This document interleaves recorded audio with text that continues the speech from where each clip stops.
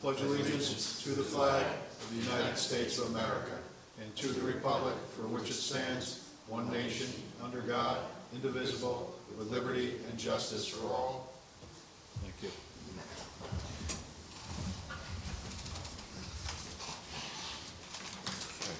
The secretary perform roll call attendance, please. Here. Here. Present. Here. Okay, all the board members have received the minutes from the September 20th meeting. There's no discussion regarding the minutes. Accept a motion to accept, I'm sorry. So moved. Okay. Second. Motion's made and seconded, all in favor? Aye. All right, motion carries. Okay, our first item on the agenda this evening is adjourned public hearing for Myers Run LLC subdivision.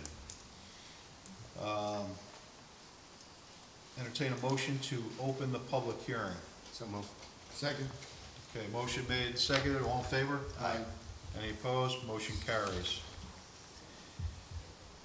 All right, we have the applicant or the engineer. Okay.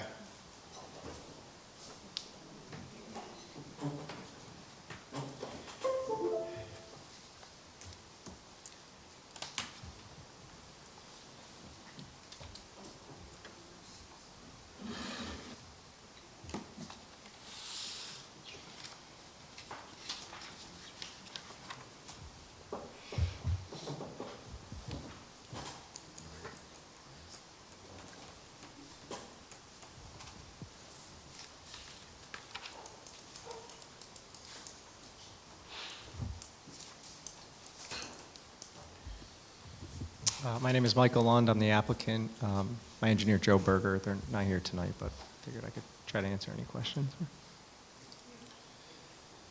Okay. All right, so I guess pretty much here tonight, I guess, to discuss, I guess, some of the issues, that were brought, from the last public hearing, or from, the previous public hearing,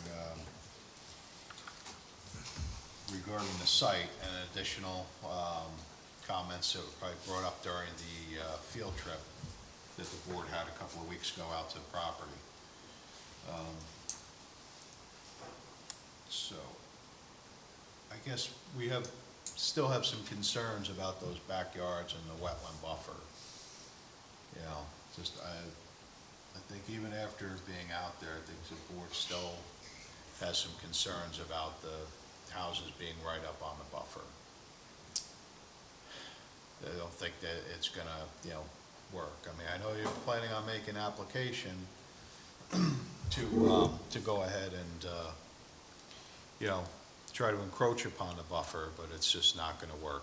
I don't know if I think for some of those lots, I think there was 3 of them in particular, and I know Joe is working with, Pete, your office, and I think we were asking for, some space just to give a little bit more for the yards, but I don't know if we necessarily need it.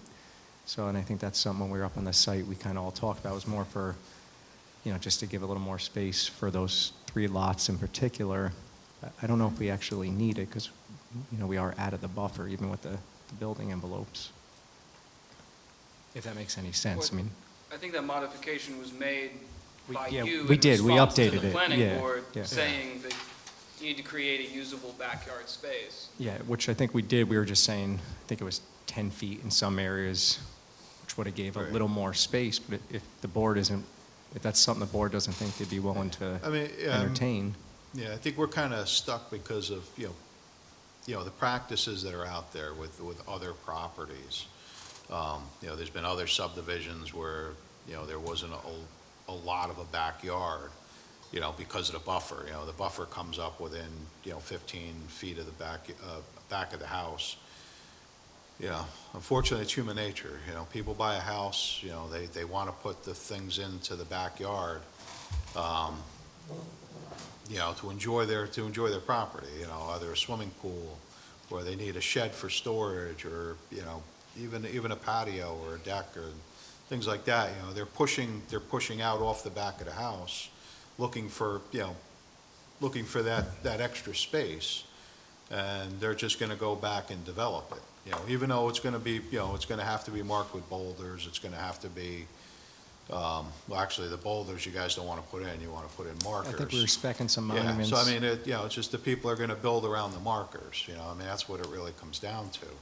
I think we did discuss putting some deed restrictions on some of those lots that, you know, the homeowners know. And, I mean, we deal with it on other sites, so, I mean, the yards are not the same size as some of their neighbors, but for some people, they don't necessarily need a large yard. They don't, you know, want to put a large pool in the, you know, the footprint that we're showing, that we're working with is, you know, the right size. We didn't, you know, try to show something that's going to come into the town and say, we only showed this size, but we're going to build bigger. We tried to show something that would kind of really work there without, you know, infringing on the buffer. And I think that's why we were just looking for practicality. Hey, 10 feet here or there, but if it's something that I don't think we necessarily need it for what we want to do. We just thought it would be convenient so that the homeowner or anyone later on Right. isn't saying. But you're gonna propose that to address our concerns. Correct. And our concerns are you gotta move the house further, you know, closer to the road.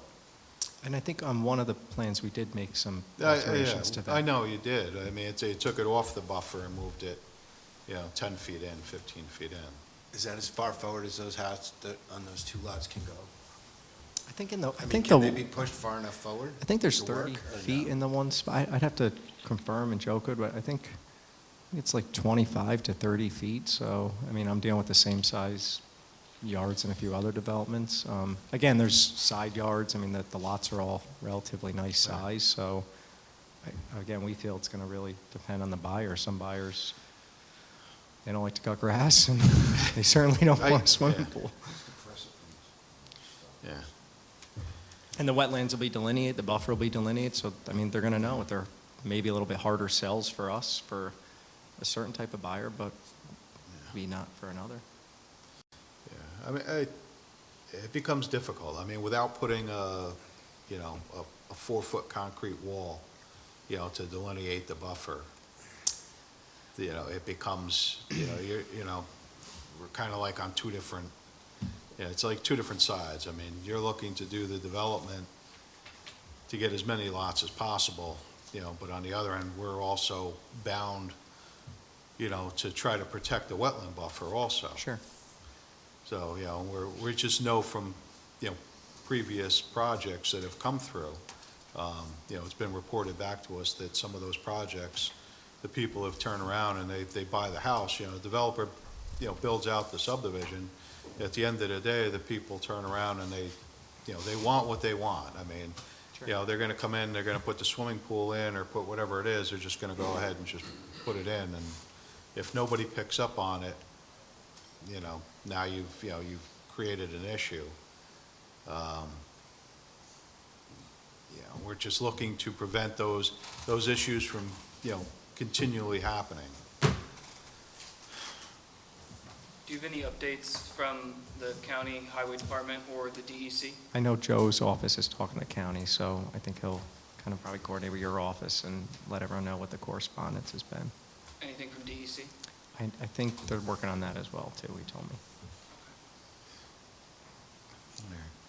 I mean, what were the other issues that we have? I know the wetlands is the buffer is the bigger issue, but. Oh, yeah, the buffer and, you know, drainage was a big, you know, concern, but, you know, we'll be looking at the stormwater plan.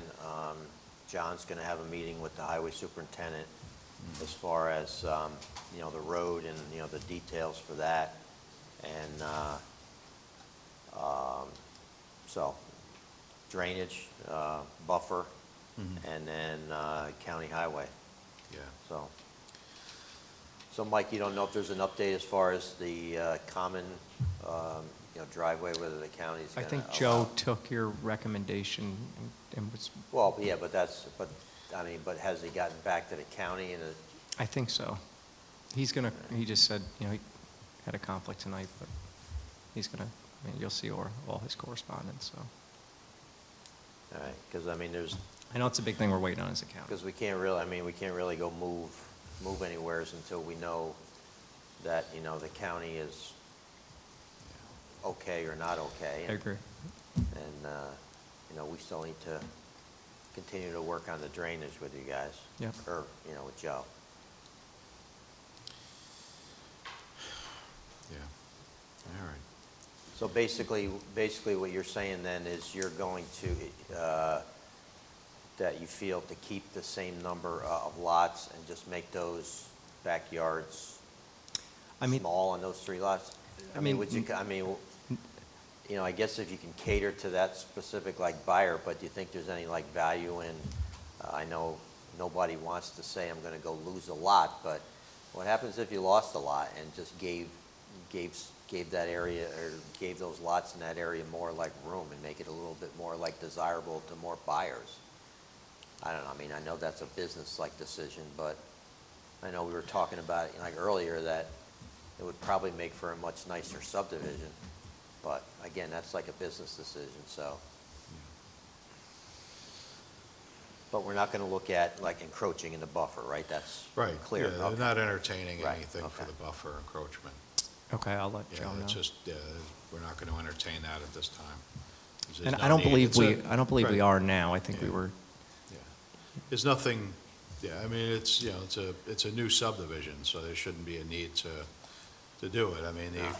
the encroachments into a wetland are usually for called a driveway, or for the roadway. For access. Let's say, right, you need access to the property, you can cross the wetland to get to the property because the wetland's all on the front of the property, but you have, you know, 10 acres behind it that's all good buildable land, and, you know, that would, you know, you could justify it at that point just for the roadway. You know, in order to give, you know, just to, you know, to allow the encroachment into a wetland area just because, you know, people want it for, you know, their recreational area, you know, that's not gonna, you know, really can't, you know, okay. can't be justified, let's put it that way.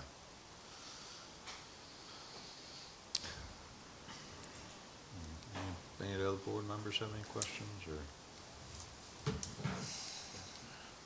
No? So if we were to continue the public hearing, Yeah, I think, well, it's obvious now, I mean, we have no other choice but to adjourn the public hearing to another date. right, Because again, you know, I don't think any of all the answers from the previous memos haven't been answered at this point, so we're in no position, you know, to make a determination. So we're kind of stuck in a holding pattern here. you have to see if there are any people in comment. When's the next meeting, November? I mean, do you think you're going to have some of these things addressed Oh, yeah, by Joe told me November? by I November mean, we'd have everything. Well, you'd have to submit by when? I mean, Depends on Yeah. which meeting. What? Today for the first meeting in November? Oh, okay. So, I I didn't mean, know yeah, I mean, the second meeting in November is huh? I'm gonna call him when I leave Depends here, when he so. gets stuff in. Yeah, But you have to adjourn it to a date certain. right, exactly, So that's the unless that's problem. going to come in the next When's the second meeting in November? few days. If that would work for the board, we would. The set that. 16th, yeah, it gives you an extra couple of weeks to, Well, and Joe can put together everything for, Yeah, 15.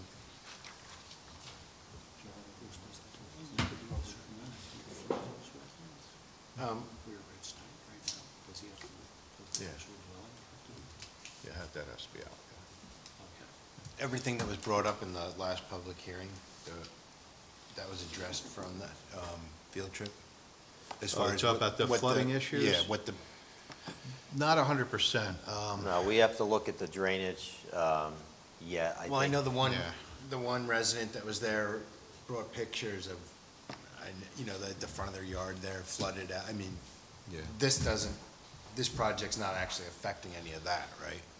I don't know. I'm not No, asking. I mean, you know, the last storm we had, Ida, was, you know, an unusual Yeah, 100-year. rainstorm, and, you know, what the residents experienced there is basically an existing condition that has nothing to do with this, It has like, nothing to do develop- with this project. No. Good, that's Now, all, I had that's all told, I was wondering. now, so, you know, our job is to make sure that this like development has proper stormwater management like facilities Mm-hmm. that aren't gonna make the existing condition worse. Now, I did talk to the residents there, or the property owners, at our site walk, and I said I was gonna speak to the county about a couple things that I had in mind that might be able to improve, the situation out there.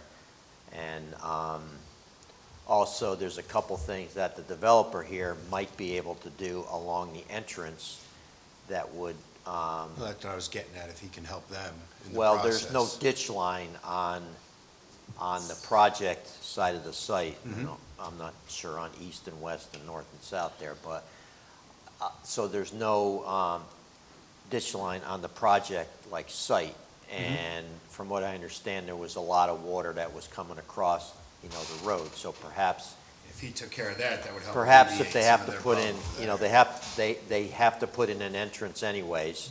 So the county may require a pipe under there with, like a ditch line that would safely take the water. Now the water's gonna go somewheres, so the water's gonna go to one of the pipes that cross, the road. So it's gotta go somewheres, like it's gone, for years, so, it's just, it's a tough area, Yeah. so. But our job is to make sure that this project doesn't make the situation worse, and if there's an opportunity that, Better, then we're. if there's an opportunity to make it better, then, we will. Cool. And we'll look at it. Right. So Mike, I think there seems to be, a lot of work to do. And I would just say that don't make a submission to just make a submission. No, I'll make sure he. I has mean, it. if there's going to be like a fruitful set of plans that, if you've got some input from the county, I think probably like a meeting with John and Joe and the highway superintendent to go over the plans for, the road is probably something that should be done. We did that, and I'll get Mike, he did tell me he was gonna send, actually, you'll have some correspondence. He Okay, sent well, something. John's going to be meeting with Mike on a bunch of Okay. things, so I think we want to cover all these projects in one, like shot, but, I'll make sure, so I think we should work put together everything and. together before we, Okay, and just, once again, I mean, just, to make a submission, just to get on, like, agenda when only 50, and I'm not saying that this is the case, but. no, I know. Just that, half the items are like addressed and the rest are still up in the air. It's just kind of a waste of everybody's like time. It's better I to agree. just Yep. take some time and get them like Yeah. addressed like better and then come back to the board, but Yeah. that's just my opinion. Yep. All right. So, So- I mean, do you still want to try to shoot for the second meeting in November I or mean, go for maybe, the, can you keep us on, then I can coordinate with Dee to, well, we have to make a motion tonight, right? Well, we have to Just make set a it to motion, be yeah, specific. because we have to adjourn it to the next date. Yeah, I mean, you haven't gotten to the health department yet, right? You haven't, I mean, it's too early, right? And the health department won't even look at an application until you have preliminary approval. yeah. So, I mean, I don't know. I mean, if you think it's better to take some more time and shoot for the first, like, December meeting and get a lot of these things, but that's like your call. Yeah, it's not a simple, doesn't seem to be a simple issue here. then I you think- could set it for the December meeting. I don't want to waste anyone's time. I mean, Joe told me I mean, I think- we should hear from the county and the DEC, said I'm on it, I'm on it. Yeah, but then so- he's got to. I know, he's gotta put it Then he's together. got to like revise the plan. I think Yeah. it's better that if we work out some of the It's fine. technical things. That so way we come prepared. So that like the next time it comes back, it's not going to go hurt you because you haven't even started health department yet. I just think it's better if you have a more complete, submission that addresses, the residents' like issues and, Okay. some of our concerns. And That's fine. I think if we work together, we can Okay.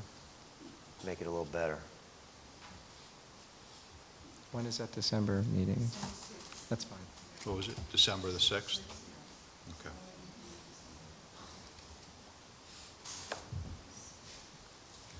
All right. Okay, so, I guess if we don't have anything else for the applicant at this time, I'll open up the floor to public comment specific to this project only. Okay, seeing there's none, I will entertain a motion to adjourn the public hearing for Myers Run subdivision to December the 6th. So move. Second. Okay, motion's made and seconded. All in favor? Aye. Any opposed? Motion carries. Okay, all right, so we'll see you in December.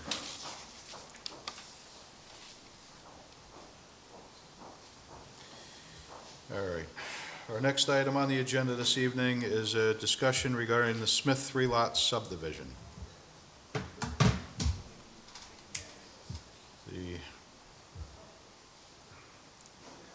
They're out in the hallway.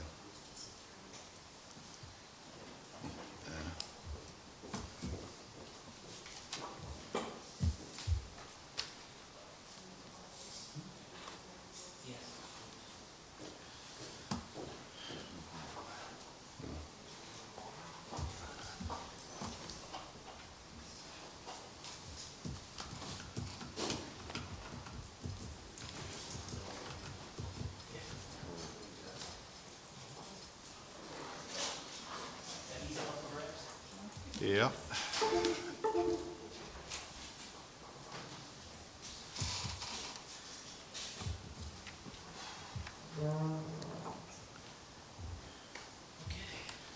Evening, everybody. My name's Joe Lavelle. I'm with Larry Pacci's office.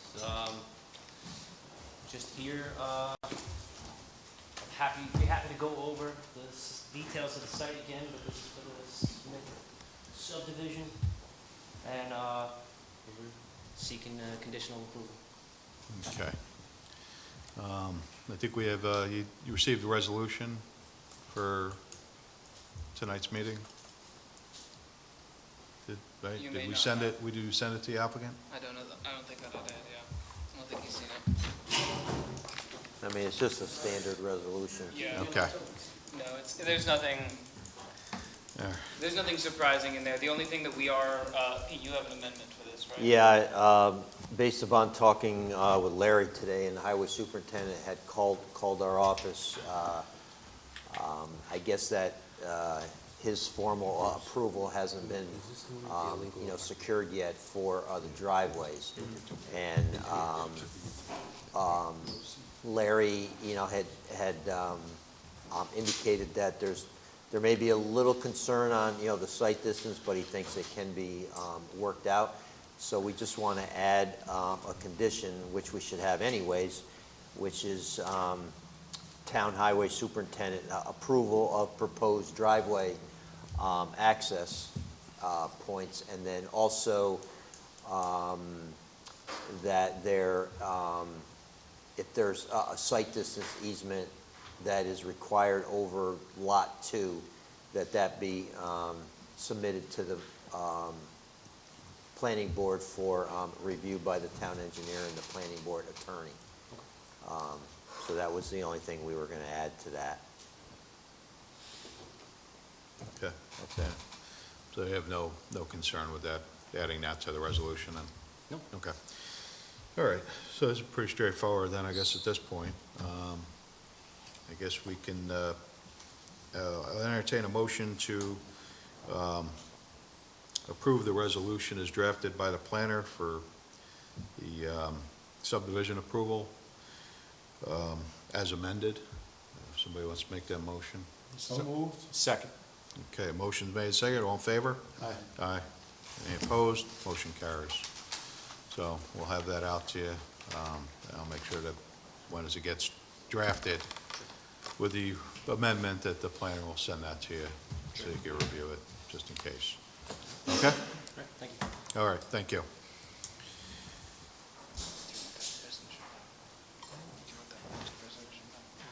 Well, if you're gonna amend it.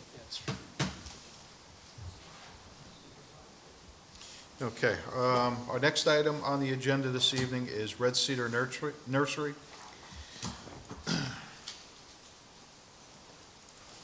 Okay, Hello, Steve Relier from Red Cedar. how you doing? Good. Okay, I'm not sure if you received the resolution Yes, I also. did. You did receive it? Yep. Okay. No questions regarding the amendments that were made to the resolution? Nope. Okay, so then we're here tonight just to vote on it. So I'll entertain a motion to approve the amended site plan. I'll make it. Okay, motion's made. Do we have a second? I'll second. Okay, all in favor? Aye. Any opposed? Motion carries.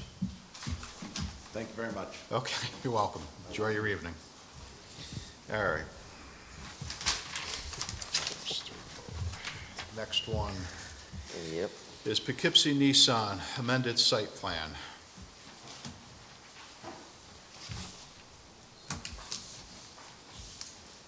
Good evening, board members. My name's Al Roberts. I'm the attorney for Poughkeepsie Nissan and Merrick LLC, who own the property. This hopefully will be the beginning of the culmination of this long process in which two parcels were redefined. One parcel was sold, the southerly parcel. That parcel, that closing occurred about a month ago. And what we're looking to do is to get final site plan approval for the Nissan site, which includes a commentary on the lighting plan, which has been submitted. And to my knowledge, we haven't heard from the planner on the lighting plan, and that was submitted with the original application. I don't know when that's forthcoming, but my client had to post a $60,000 bond to assure that that was going to be addressed. And we asked that this approval be expedited. Secondly, there was an issue raised by Town Engineer Pete Cedar about whether or not we were in the sewer district or not. We were able to produce records going back to 2010, I believe, indicating that this property has been taxed by both Wappinger Sewer Transmission, I guess 1 and 2, Wappinger Sewer Transmission 3. It got dropped apparently because one of the bonds had gotten paid off. Whenever a bond is paid off, the improvement area, it's not a district, evaporates. There is still a small charge to Wappinger Sewer Transmission Treatment Improvement 3. And there are charges to United Wappinger Sewer District going back to 2012. I don't know what other proof the town needs. It is my distinct understanding that if you are in the so-called Big Pipe District, which is Wappinger Sewer Transmission Treatment 1, 2, 3, whatever you want to call it, you are entitled to connect. Now, for whatever reason, it wasn't shown on the sewer map. I can't explain that. I was never involved in preparation of sewer maps. But at this point, we'll have to defer to... Yeah, we'll clarify. I mean, it's not going to be an issue, Al. Okay. I mean, we'll I just clarify. want to Yeah. get it done because... No problem. you know, we have money hanging out here, Yeah. and we want to go forward. Yep. We also believe, and we'll defer to council, that this is a type 2 action because the size of the building extension is relatively small, and we're just looking to expedite this. And the last thing, and I did mention to Barbara Roberti, we had some issues with the contractor employed by Central Hudson. He was of the belief that he had no obligation whatsoever to communicate with the town about changing the light bulbs to LED. Well, the reality is, and until we get this approved, my client's going to lose the rebate program that Central Hudson has. So we really need this expedited, and we would ask the planner to, review this quickly so that we can get this off of dead center and give Central Hudson the okay to proceed. At that, I will defer to the board for any questions, and I'll bring up Joe or Christian for further details on the site plan. Thank you.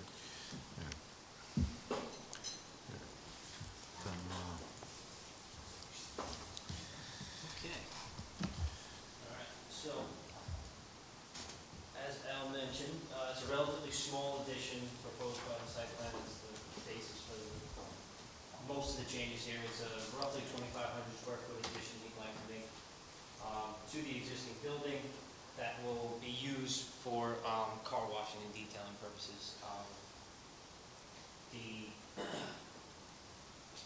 The extra flow produced by this is going to be handled by a proposed grease trap and septic tank that will join up with his existing septic tank on the property into a pump chamber that will discharge down Sergeant Palmetier Road and connect hopefully to the existing sewer manhole.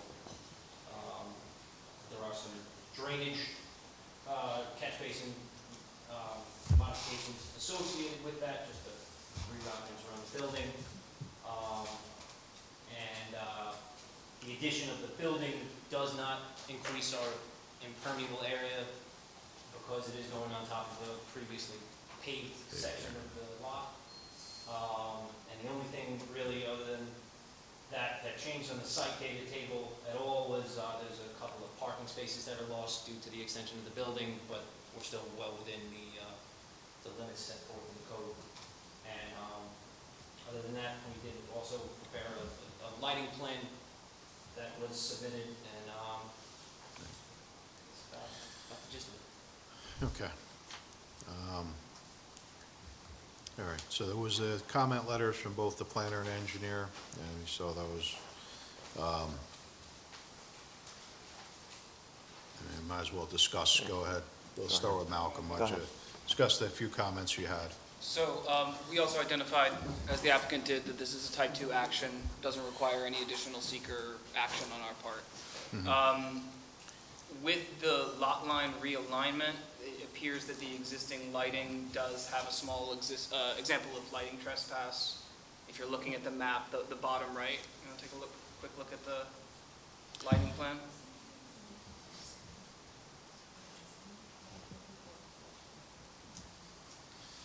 Yeah, that pole. I think it's just that pole right at the end of your finger that's got a small example of lighting trespass. It's moderate compared to the rest of the site, and I believe that it is the result of the lot line realignment. Is all this meeting what's in the town board right now, up for approval? No. Don't we want to be there? Sure. Yeah. I mean, I defer to the board on that. Typically, we have been asking applicants to comply with the more conservative lighting regulations that are currently being entertained by the town board and may soon be approved. Currently, the only lighting zoning law is 0.5 of the property line. Right. Correct. Looking forward, we would be looking at 0 at the property line with an average of 1 in parking areas, with hotspots not to exceed 5-foot candles. Five. This lighting Yeah. plan does exceed 5-foot candles regularly underneath those poles. I'll defer to the planning board as far as to what degree they would ask the applicant to modify the existing lighting on site. Our other question was about the removal of 8 parking spaces. You're well within your parking calculations, but in discussions with Barbara Roberti, there has been issues with on-street parking behind this site on Sergeant. I always get- Palmetier. New car Palmetier. deliveries. Sergeant Palmetier. So we would ask a note be added to the plan that the applicant does not intend to use on-street parking for overflow inventory. Absolutely, yeah. Okay. With regard to the lighting, the light spillage on this property line, these light poles are actually either on the property line or just beyond it, and that was taken care of with an easement when we did the lot line realignment. So we didn't feel that, given that there was an easement there it's made specifically for the lighting, we didn't feel that it was as necessary to have 0-foot candles at that property, especially considering that the light pole itself is It's right on the property line. It's on the property. Yeah, It's I don't know actually- how you, without modifying the position of the poles, I don't know how you would modify this to eliminate light trespass at that property line. Right, and which again was the intention of the easement. I don't know how that easement will interact with the lighting code. I don't remember how that easement was drafted. Do you recall the lighting easement, Paul? I do, I mean, that's the purpose of it. I thought the purpose of it was to house the lighting poles, not necessarily. I don't know how it would interact with the zoning code Sure. in relation to the lighting trust. With the LEDs, they could just angle them a little bit, then you can do anything with them. Yeah, Right. it should You be can just turn them so they shoot inward. relatively easy to A little both bit, and you reduce could the easily levels of get zero at the illumination property and line. focus, Right. yeah. It doesn't have to shoot directly down, it can just shoot out a little bit. Right, shoot towards the building a little bit more, just to, Yeah, they can, Right. when they're doing the model, they can Yeah, adjust the absolutely. angles. Yeah, Again, just- we could ask them to do that, and it would just be a matter of them revising that on the plan. Yeah. But again, we didn't think it was as necessary just because of the lighting easement, but if the board would prefer to see that, we can absolutely do that, not a problem. yeah, okay. All right, so it's an adjustment to the lighting. All right, other than that, that was all you had at this point? Okay. All right, Pete, do you have any comments? Not, It doesn't- really. Al clarified about being in this sewer district, and then, as Joe said, that they have to get approval from the county health department and also KMO for the connection Right. of the sewer. So that's really not in our, hands. And that was pretty much it. There's really not that much here Okay, for us. all right. Okay. Did we ever approve the site plan before? So, Okay, so the only other item is, so this is still an open site plan approval, right? the only other item I guess we have at this point is one out for a public hearing on this, being that the plan's been amended.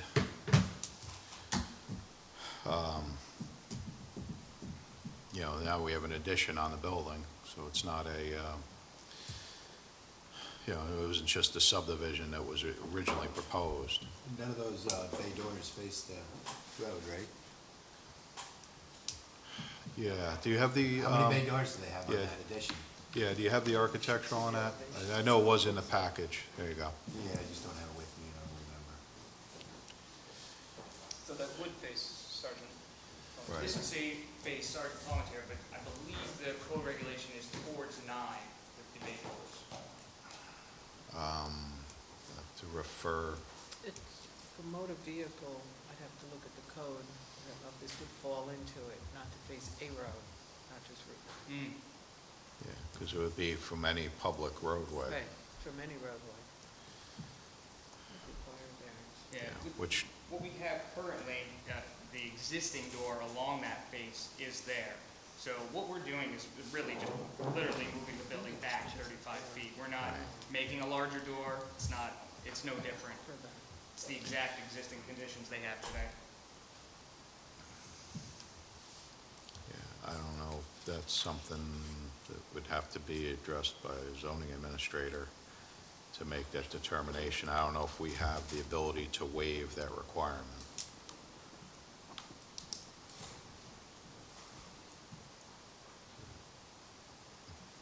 Yeah, I'm not positive. I That's- thought it yeah. was just a Route 9 requirement, but I could be wrong. I'm trying to see if I can get the code up. Yeah, let her take a quick look at it, but, I had one more quick question too. They mentioned that you had he called it a grease trap on the wash bays, but is that a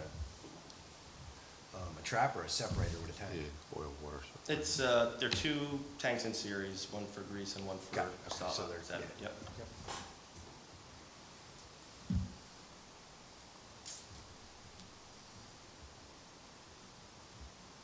Just out of curiosity, why would there be a grease trap if there's, So that is how the health department likes to see these car washes fit with the fat and oil separator, then the sediment separator in series. okay. Yeah. So on the That's- the we past have a lot of few buildings car like that. dealerships that we've done that have had similar operations, Setup, okay. that's what the, Yeah, it's really Yeah. an oil-water Yeah. separator, right. so. Okay. Okay. Anybody else have any questions? Well, No, that's all I had. looking up the code. While we're looking up the code, does the board agree that this would be a type 2 action relative to seeker and therefore not require circulating or? Yeah, I agree with that. You guys, the planners on board with it's a type 2 action as opposed to an unlisted action. Oh, no. Um, Is that in association with maintenance? I don't know if that was that in his, that was originally in there, that was an unlisted action? It was originally type 2 also. It was originally type 2? Yep. Yeah, okay. Yeah. All right.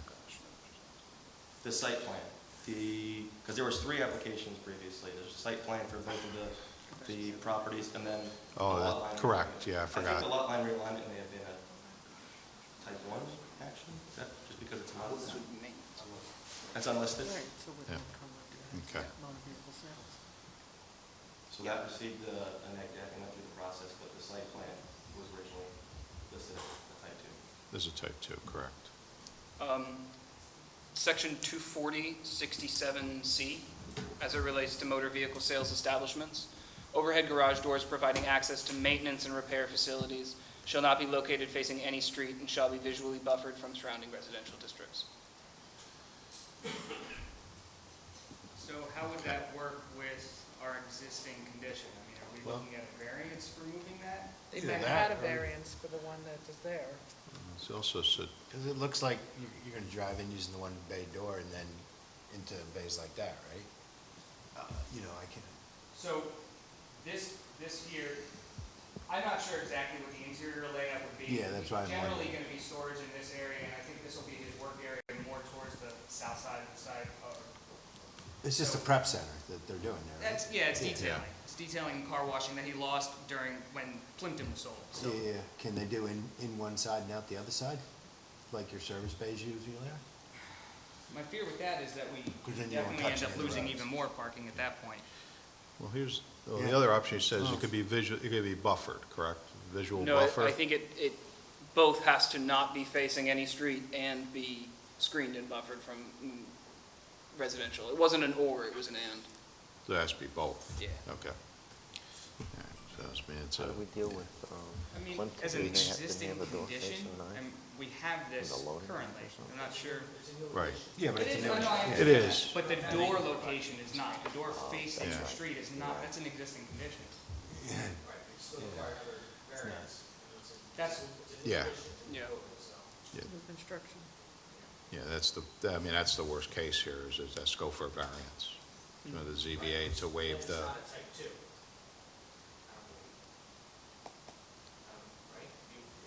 I would want to double check, but Right, that's, you've got another agency involved, yeah. no. How wide is that building? building's 70 feet wide. No, the addition, I The mean. addition's 35 feet back from, so 70 feet wide this way, 35 feet. 35 by this way. 70? the addition, yeah. 35, you can go in the bay door that way. I mean, they can do what you're proposing, they'll just lose more parking spaces. Not really, because you're gonna pick up parking on the side there, where you don't have a door now. That's true. Here? Yeah. Probably not. Yeah, you'll pick up 3 spots on that side. I've got enough for probably a lane. I can get a couple spots here, but I'm gonna lose this. I also, the other issue here is you don't really have a brake turn in and out on the back side here. This gets a lot narrower than it does Right. out here. Yeah. So it's not ideal. It's not. It also kind of keeps, the other problem with it too is this is our fence and security area where he's doing his maintenance. Mhm. The entrance now is outside of that. I don't know if that's an issue. The owner? Yeah.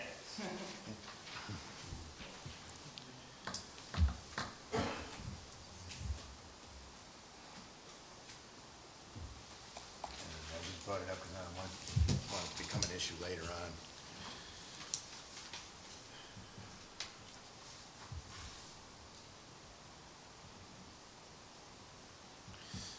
So, I mean, we have to, yes, I mean, the door would have to be, one way or another, we have to address that issue. If it stays, it sounds like it's gonna change things here a little bit.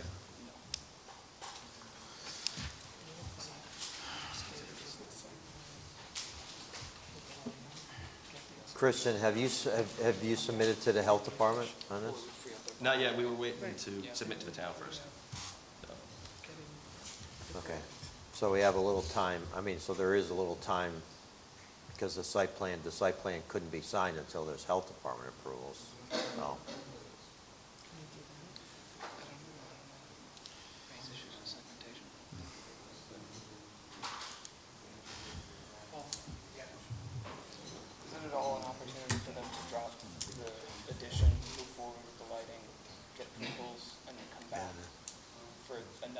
site plan, or would that cause some location issues? My lawyer, I know things. Okay. Come back for another amended site plan? So they won't lose the grant, and they could get Yeah. their bond back. Yeah. So that possibility. We have sufficient information to make that determination. Okay. Bruce? We have a thought. Well, What's the, Yeah. what do you have? Well, Barbara had just suggested the idea that they move forward with the amendments to their lighting plan as originally proposed. They seek those approvals as a type 2 action. And they come back once their bond has been released, once the grants are available from Central Hudson because they have brought their lighting into compliance. They come back at that time seeking another amendment to their site plan for this addition. For this edition, yeah. Yeah. And that would At free least up. they can get their lighting up Well, and done, it, yeah. it allows them an opportunity to, Get the recalibrate lighting. whether or not this door is going to face the rear, the way that it currently is proposed. If it is, they're ready for a trip to the ZBA. If not, they've come back with a modified plan of some kind that would eliminate the need to go to the ZBA. But it would give you that time but you get out from underneath the time pressures of the bond and the grant. That's what we were just discussing. That would be, I think that's the route we're gonna take. So Yeah, we'll that's withdraw the the proposed addition at this point and just seek an approval for the previously open amended site plan with the lighting. Just for clarification's purposes, we had discussed the lighting at length. I'm curious to what degree you'd be asking the applicant to modify the lighting plan. Would you like them to aim for what's currently being considered by the Absolutely. town board? Yeah. Okay. What's in, yeah, 0 at the property line, no more than 5 in the hot spots. Yeah.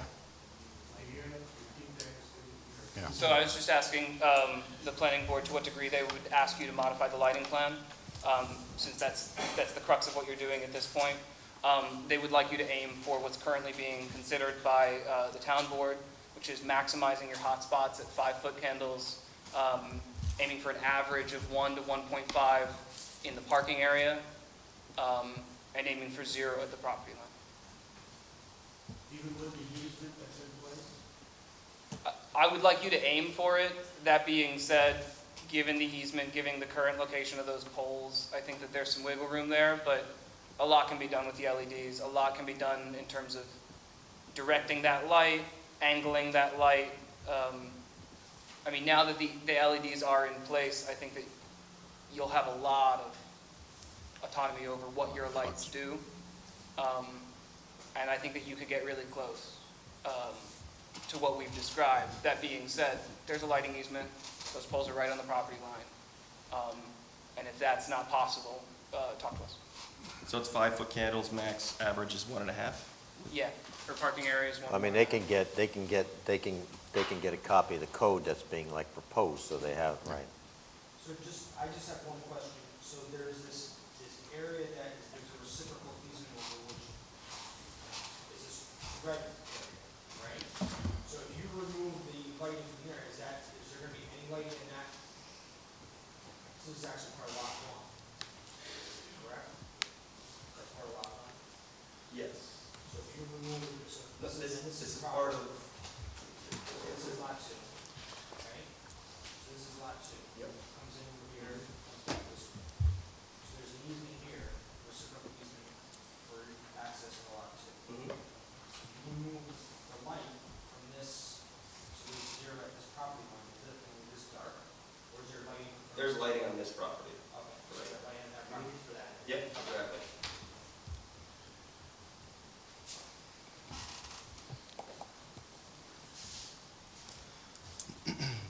So we could still pursue the sewer hookup if he ends up deciding to not proceed with an addition, but still wants to hook up the building. That would be something that could, that's typically handled outside of site plan anyway. It just made sense to include that as part of this. So once we get an approval for this application, it would then be appropriate to proceed with the sewer hookup if he doesn't proceed with the proposed building addition. Yeah, that would be, Well, Since he's assuming that Yeah, he's in the everybody agrees district, that right, he's in the district, it would district. just be a connection. I mean, if they wanted, I mean, if somebody's gonna hook up to the sewer Just be a district, building they permit. don't have to come back to the planning board for that, no. If they're in the district. No. Just come Right. in with a permit and a plan. You know, that's approved by the health department, you gotta do, you know, the KMO thing and all that, so, I assume we'll be back with the building addition, I just wanted to yeah. make sure, but, okay. And with respect to the lighting, the planning board did previously waive that public hearing with respect to just the lighting. Right, no, we did, previous, yeah. So, I mean, if we're gonna, yeah, I mean, if we're taking the addition back off and we're just addressing the lighting issue, then pretty much, if we're address that, then I think then we're done. There's really nothing else that has to be done here. They could pursue the sewer issue on their own, and then if they decide to go with the addition, that could be a separate amendment that they can do afterwards. Just closes everything currently that we had, which was in respect to the subdivision of the land. So would it be appropriate to ask for a conditional approval at the next meeting, assuming that we can submit something that complies? Well, you're going to resubmit plans to match what we're discussing then? The Taking lighting. the addition off. Right, to take the addition Taking the off. addition, basically leave the taking the lighting. addition off and then amending, do we need an amended lighting plan? Or are we good with what we have? Well, if they're gonna reduce I the, mean, you're gonna bring back a whole new lighting plan, right? This reflects existing conditions, not any changes, and we're talking about changing that lighting Yeah. plan, right? Yeah, absolutely. And substantial changes as Yeah. well. I was about to ask if you wanted to authorize them to coordinate with me to make sure that the details of the lighting changes are handled Yeah. outside. Well, I mean, that might be an option too, just to do that outside of the meeting. Yeah, I'd be happy to work with them. Let me see what they Share with want them to the do here. details of this Yeah. law that are being considered, and I have a question. My understanding, you have amended to the lighting code that hasn't taken effect yet? Yeah.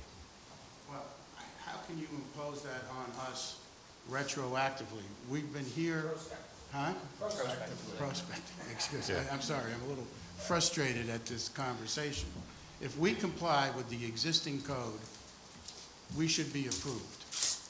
I'm sorry, that's, But we've been holding people to, to different standards, we've been trying to hold down the lighting. And again, And the we lighting understand that that. was, okay, go no, ahead. just hear me out for a second, please. The lighting on this site, basically stood out as you went down Route 9, because one of our other board members had brought that to light at the previous meeting. He says, you go down the road, and again, this has all been brought about by the lighting being changed over the years. The owner of the property never came and took out a permit to change the lighting on the site. Central Hudson just changed the lighting. They said, listen, we'll do this for free. They went and did it on their own. Unfortunately, the property owner, at the end of the day, is stuck with the problem. So that what's here currently doesn't meet the code because we still have light trespass that leaves the property. Okay, but hear me out, and Christian, Okay. come here. One of the concerns was the light spilling over onto Route 9. Yep. I think, do we comply with that? Yes. The only issue is on the border with the Plimpton Hills property or Nesbitt Avenue, where we have an easement to retain the existing light. That is what I understand is the only issue. And there is an easement specifically to allow that without having to relocate the poles. It probably serves the other property as much as us, even if there is a minor spillover. And I think that has to be addressed. So if we meet the Route 9 spillage, you're talking about a de minimis spillage on an adjacent parking lot that probably needs some lighting anyway. Otherwise, they wouldn't have granted us the easement. But the And concern, you're talking right, about a new code that hasn't been implemented yet. And this thing has been going on a year and a half. no, I understand that. I do understand that. I mean, but there's been cumulative issues with the LED lighting. That's what's prompting the change in the code, because, And we're because in the old, compliance, right, except because for of all that the one old, spot. because of all the old lighting that was put in. If they still had, the old mercury vapor or sodium, lighting on the property, we wouldn't even be talking about this today, because a lot of those lightings were, the colors that we're looking to get with the LED lighting. We're looking to get the 2700 Kelvin temperatures, so it's more of an off-white color. The ones that are out there now are currently a very bright, probably closer to 4,000, 5,000 Kelvin. So they're very, very, very bright, intense lights. When you look at it from a distance, it stands out. And that's what Ralph was getting at. He said when he was, at the previous meeting, the light stands out. We're trying to limit that. And again, if you're asking us today, is you want us to legalize something on the property which was never approved to begin with. So if we do approve this today, the only way we approve it is if we approve it, and then when they come back for the amended site plan, we're gonna be talking about the lighting all over again. Okay, just clarify something for the record. Does the new plan conform to the present lighting code as far as Route 9 is concerned? Yes. Okay. Does it conform to the prospective lighting code Along with that, along Route 9? I don't believe so. Okay, That's that's an where we're, issue. yeah. You want zero lot line along, Yeah. zero light spillage on Route 9. I think it's also the temperature of the color temperature of the light is the other issue. Well, Right. what, That's the bigger issue, because that's what's throwing everybody, into a tizzy if we were right able now. to comply with that on your new code, can we get an exemption for the one or two light poles that are on the property line and covered by the easement? In terms of just meeting the current light code? Or are you talking about meeting the future light code? Meeting the prospective lighting code along Route 9 Mm-hmm. and the existing lighting code on the property line where we have the easement. Okay. Well, if you could meet all the other requirements other than the light spillage, On the backside. yeah. Can you- It's gonna be the internal lighting, the five, The hot spots. As would long be as an it's issue. not, maximum no five, nuts or nothing, you know, as long as nothing exceeds that, 5 or something. Right, the 5-foot candle. Is it? yes, Okay, do they understand that? I think that's why they want it. Well, are you in agreement with that?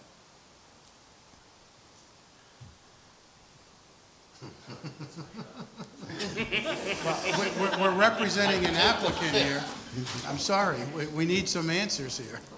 Right now, it meets, as I see it, it meets current code, so they're asking for it to meet future code. And I don't think that's either proper or legal. I'll defer to counsel on that. Is it possible that maybe there's a way to meet in the middle? Just see the best you can do since you have to revise the lighting plan with the existing fixtures without, too much additional change or cost to the owner? Just see how close we could get, since it is perspective and I think a lot would be done by simply changing the color temperature, which is as simple as turning a dial. I think that if you can reduce hotspots, that would be useful, but I understand that without changing the position of those poles, it would be difficult to fall underneath 5-foot candles. That being said, I think that, as you said, a lot can be done with very minimal cost and changes to improve the lighting of the site. as you're saying, you're gonna need additional light points to get to that, get rid of down to 5 foot candle hotspots, and that's a lot of additional cost, but if you can change heads and kind of meet somewhere in the middle, the board would entertain that. I would just like to say, I'm Eric Hartman, the owner of the property. He told us that the lights, as they are right now, are out of compliance. He said, come back with a lighting plan. Came back with a lighting plan that meets current code. Now you're saying, come back with another one that meets some future code. That's the bottom line. We did what you said, and now we're being held hostage. Right. So, I am The bottom, concerned that, yeah, I am concerned that reducing the light intensity to the future code will require additional light poles to get enough light. It's gonna create dark spots. I think, I mean, without doing that, I am hesitant to commit to saying we can do that without knowing what the repercussions are. Before it was, it's an existing, lighting layout, they have existing poles. It's Yeah. modifying the fixtures to make sure that we're in conformance with the current spec and to reduce spillage, and that's what we were trying to do. You know, if we're, I just don't know what it's going to do to the lighting if we do reduce the light levels as significant as the future code is requiring. This probably would have been addressed if we'd gotten a, yeah, if we had a, if it was all permitted, the money was changed. yeah.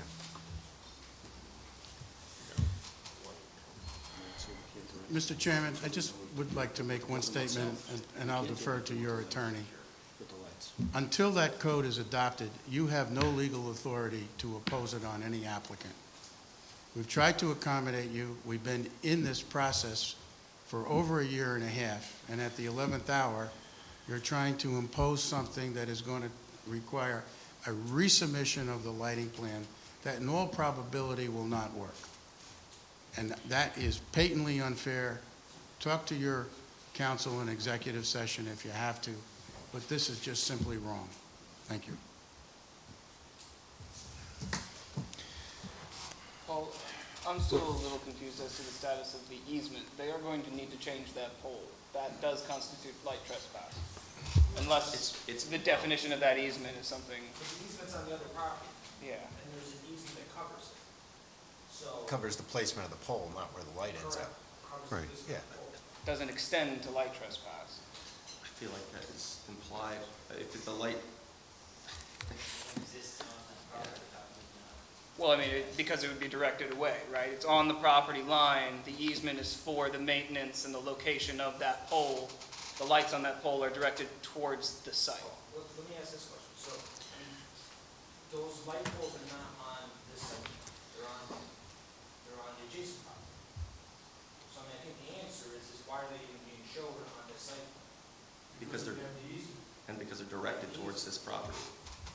But I mean, they should have been addressed on the other site, no? They were shown on the other property, on the other site plan, Right. It was shown on both. with, right. With the easement, with the easement, right.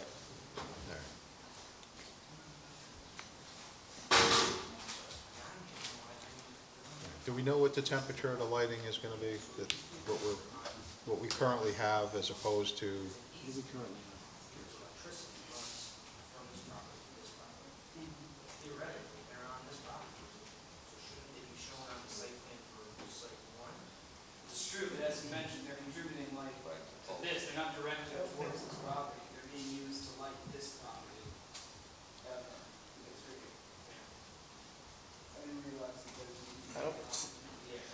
We can definitely revise the temperature, that's not an issue. I mean, here's the, Right. and here's the other If we- thing, is, I mean, this is gonna have to be addressed anyway. So What's that? The spillage, right? That's gonna have to be addressed, which maybe not from this one. This is all through the easement area. Yeah, this is on the neighboring property as well, right? Right. I wouldn't have them take these three off. To me, it seems like it should be addressed when it's like on this one. And they were, and that's why there was an easement provided specifically for that lighting. And the lighting plan included those three light poles for lot one. It must have, yeah. That's what we should check. I think the light plan for lot one included those three light poles. That's what it should. Should have triggered this concern at that time, though, right? What do you have for a current temperature of those lights? They don't know. that's, they don't know, I just asked them. Yeah.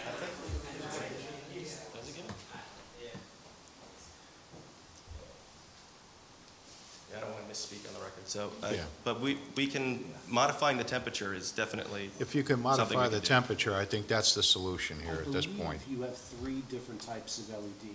One is called daylight. yeah. And at nighttime, I mean, it lights up everything. So you guys are looking for like 3,000, 2,700 to 27? 3,000. Yeah. 2,700 would be ideal. Yeah. You know, in that range, but no more than 3,000. I don't think that should be an issue.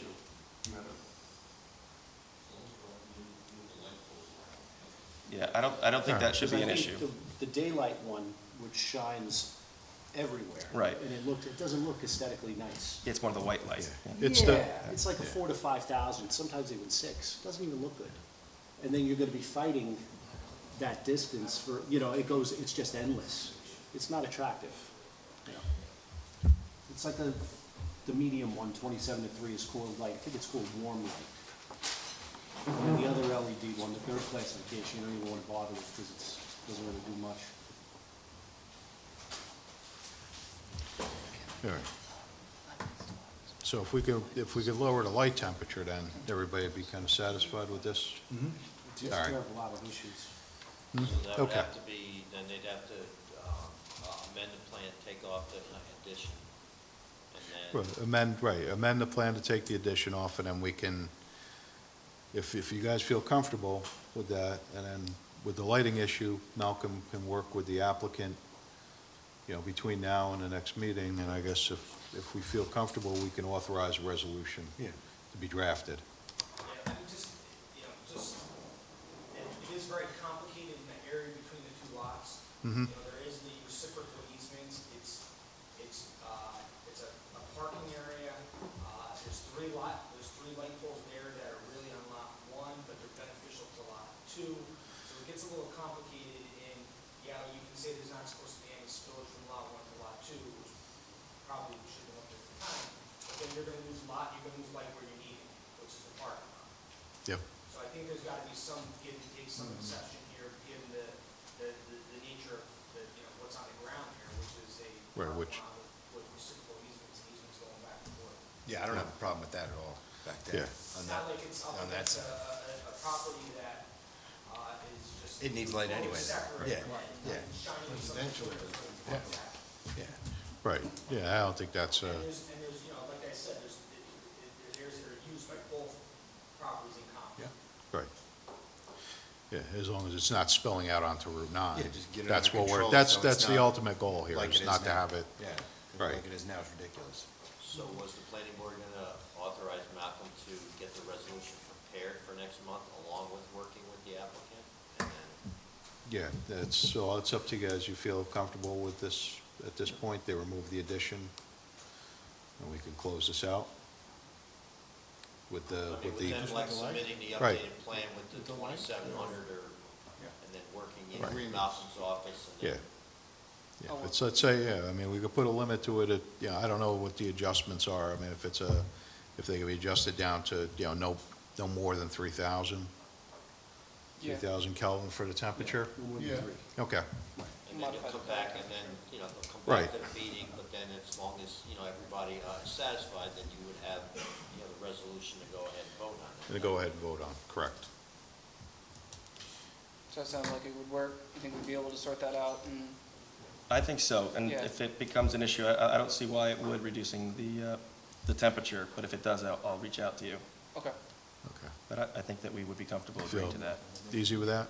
Okay. Mm-hmm. All right, so, I guess the first motion is to authorize the planner to work with the applicant on correcting the lighting issues and lowering the lighting temperature down to 3,000 or less. So a motion to have him do that. So move. Okay. Second. All right, all in favor? Aye. Aye. Any opposed? Okay, so that carries. So the other motion would be is to have the, all I'll get you. Get you the number. right, the other motion's to authorize the planner to prepare resolution for the amended site plan to be drafted for, I guess, the next meeting. You feel you're gonna have it, you feel you have it resolved by the next meeting, or do you want to put it off a month? What's the submission date? That's the million-dollar question. You'd submit to Malcolm. You would, but that Yeah. would take you long to look at. Well, he's gonna have to submit, So the next meeting is 18th, so you'd have to get it to Yeah. Malcolm like within a week. Okay. Do you think you can do that, or do I you think want to so. go to Have to November? pull the addition, Just removing the addition. yeah, adding back those parking spaces and adding whatever notes you'll need to correspond to the lighting changes. Yeah, I think we can agree to that. If for some reason we can't, can I let you know by tomorrow to just push to the next meeting? But let's just, Update your part one, just see as it reflects the addition. got it. Yeah, you'll still be type 2, but Yeah. we need an updated EAF. Yep. All right. And we're still waiving the public hearing. Yes, Yeah. because it's Yeah. just the lighting.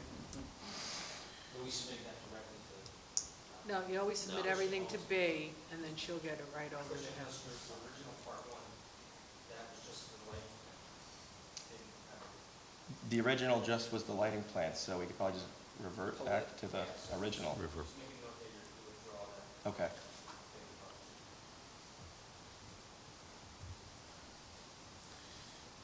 Okay, so back to the motion to go ahead and authorize the planner to draft a resolution of approval for the amended site plan. Okay, motion's made. Have a second? All in favor? Aye. Aye. Any opposed? Motion carries.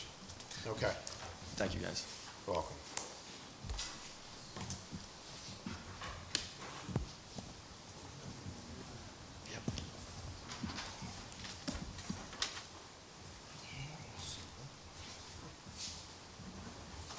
All right. Okay, our next item on the agenda this evening is Global Business Park Subdivision and Central Duchess Industrial Center Site Plan.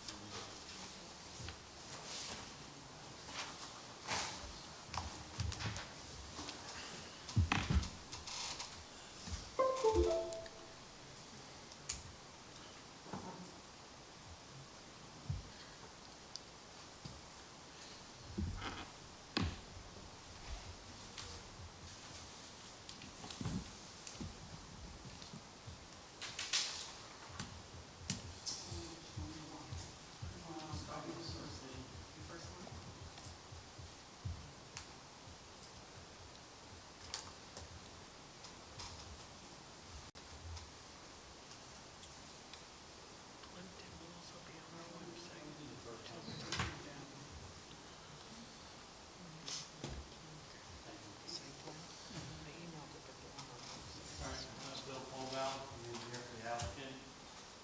You have to grab the microphone.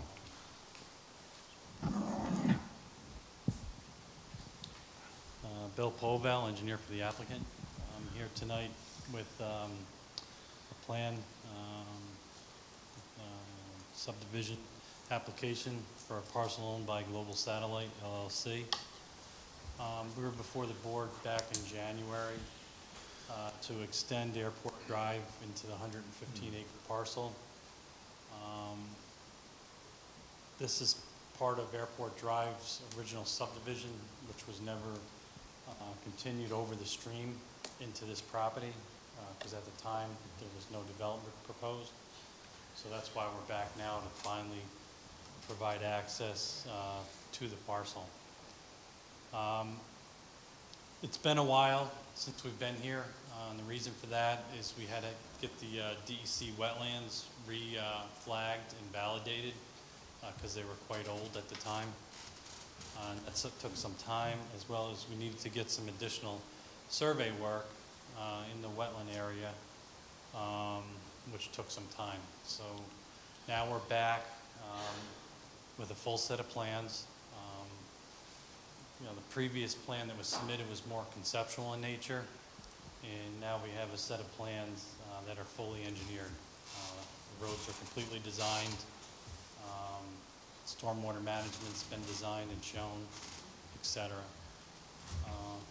So if we can go to the second one, please.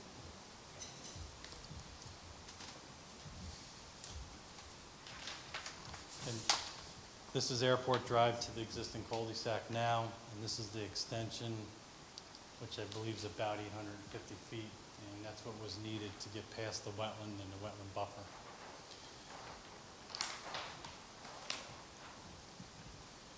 So as you can see with this plan, we've provided all the engineering. Here's the existing cul-de-sac, and we're coming in, it's 800 feet to the center of the cul-de-sac. We made the cul-de-sac just as wide as the existing cul-de-sac, which is larger than a normal cul-de-sac, being that it's on a commercial roadway. And with the plan, It's falling. It's falling. this happens every time I grab it. The stand is falling. Yeah. Just watching I it was roll. staring right at it, and I still had no idea what you were talking about.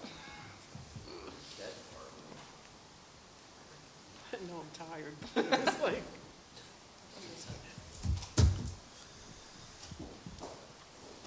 Okay. Okay. So anyway, with the revised wetland boundaries, we also made a shift from the plan that was submitted initially. Because right now you have the wetland line, which is this line here. I know Airport Drive is wide. Is that the same width? Yes, this is a commercial road. It's the in same width as Rest Right, and so- same with the bridge, right? This is an issue that we discussed probably 15 years ago, because at the time we wanted to extend it and have a narrower road, but the town code requires it to be a commercial road. So it's 36-foot wide pavement. So it's a real wide road for the industrial and commercial use. Yep. So what we did with this plan is we shifted the road actually over further to the west or south to minimize disturbances to wetlands. And with the new boundaries, we were able to find a spot where it kept the disturbances to a minimum. So ultimately, with this plan, we end up with a 2-lot subdivision. You have lot one, which is 20 acres, and lot 2, which is 93.99 acres. And then with that, we have a site plan application to develop lot 1 for a commercial development. So I don't know if you want to get into that now. I know that's the next item on the agenda. Yeah. I don't know, let me ask the professionals, you want to do it all together as one, or you want to separate out the subdivision from the site plan? All You our want to go through the comments- notes? They're all pretty much, I know the letters were pretty much put together. And when we go do the overview on the site plan development, and then I guess we'll have some discussion.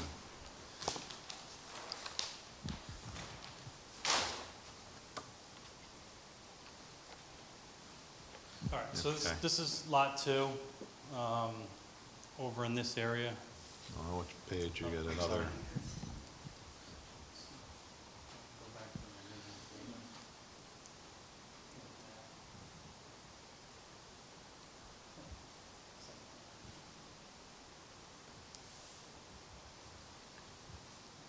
Now we go to 2, so this way we can. This is just a title sheet which shows the overall property.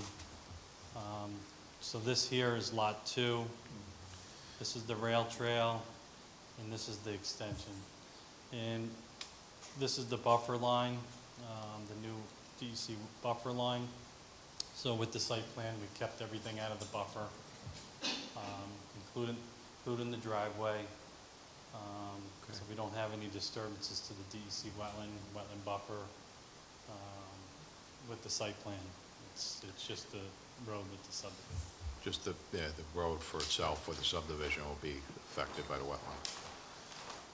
So again, we did modify the layout slightly with this new plan, and that all had to do with the revised wetland buffer and the way the grading worked out. So with this plan here, again, we've come in with a detailed site plan with all the engineering done, grading, stormwater, et cetera. Lighting, So with this plan, we would come in with the driveway, which would go along the western edge. And then there's 4 proposed buildings. And these would be commercial buildings for like contractors, similar to some of the other properties on Airport Drive, where we would have a small office area in the front of the building, and then a garage or a storage area on the backside. And with that, we would have garage doors for the storage area. Being that this is for commercial use, contractor use, we are proposing some additional parking. So for example, an electrician might have 3 or 4 trucks, so they'll need more parking. We are not proposing any outdoor storage of materials. We're not proposing any outdoor storage of heavy equipment, and we have noted that on the site plan. Okay. Okay. All right. So as you can see, with this layout, we were able to stay away from the, stay out of the buffer. And then we also provided a good distance from the actual rail trail, which you can see. And in this area here, if you look at the grading page, there's a natural berm. So if you're ever walking on the rail trail and you see where they put the new water line in with the Is steps. this the one where there's a The staircase going down? staircase, Yeah. this is on the other side of the staircase. Yeah. So that's essentially where we're at, and we're back to, we're really anxious to move this forward. Okay. All right, let's open it up to the, let's start with the planner's comments. The 2 things that poke out, you were here for the discussion of the lighting plan. Depending on when you come in for final approval, there is an upcoming law that is currently before the town board that may be approved before then. And it may be worth considering as you design the lighting plan. Sure. I'd be happy to go over those elements with you. You're obviously not going to run into any issues with lighting trespass, but you may run into issues with hotspots. I didn't notice any issues with the wall-mounted packs, but the poles do tend to have hotspots that exceed 5-foot candles. So you might want to take a look at that. You'll want to specify a color temperature, something 3,000 or lower. We did design it, I believe, at 3,000. Perfect. So. The other thing to consider, I'm not sure where you are with DEC, but Hudson Valley Lighting, just across this wetland area from you, they were expanding their parking area, they were putting in new lighting, and the DEC had them take, imposed more significant mitigation measures regarding lighting than I had seen in relation to the endangered bat species that has habitat there. So that may come up as you move forward with the DEC, I'm not sure. Yeah, we, in preparation of the plan, we've had a pre-application meeting with DEC. So we went through all the issues. We are just about done with their application. I didn't want to come to this meeting tonight before I actually made the submission in case something changed. But overall, we've already been in contact with them. We have everything together that they're looking for. We've had a lot of the old reports, which are still valid, that we discussed with them, which will be part of that application. So that ball is moving. The other thought that I had in relation to the lighting plan was the proposed hours of operation, which I guess are probably fluid based on the lease agreements that you may or may not make with various contractors. But another potential alternative in your lighting plan could be timed or motion censored lighting for the site, as it may or may not be viable. Yeah. But something to consider. Yeah, we have no issue working with the lighting. For this, it's more security lighting than anything else. You know, it's not like a car dealership where we're out showing cars, Yeah. Right. you know, when it's dark out. So I see no reason why we can't work with the town in complying. Okay. Perfect. All right. Our other thought, our traffic consultant took a look at it. and noticed an issue with the truck turning templates as they're turning right out of the site, conflicting with the opposing lane of traffic. Just take another look at that. You may need to pull that curb back a little bit. Yeah, we did look at that. You know, typically, when there's a large truck like that, it's very seldom. And being that that's the end of the cul-de-sac, and there's really no through traffic there, there's no reason why a truck couldn't wait to pull out. And that was our rationale behind that. You know, again, we would have to pull the curb further away from the entrance into the buffer area. So we just think that made more sense, given the condition that this is at the end of a cul-de-sac and there's really no traffic. Drive over curb even? Well, ultimately, it's going to be a town road. It'll be the town highway superintendent, right? Yeah, I mean, that's something we can look at, as one of the things that we're gonna propose is that we have a meeting with John and the highway superintendent, to go over, you know, the road plans in Sure. more detail, but, Yeah.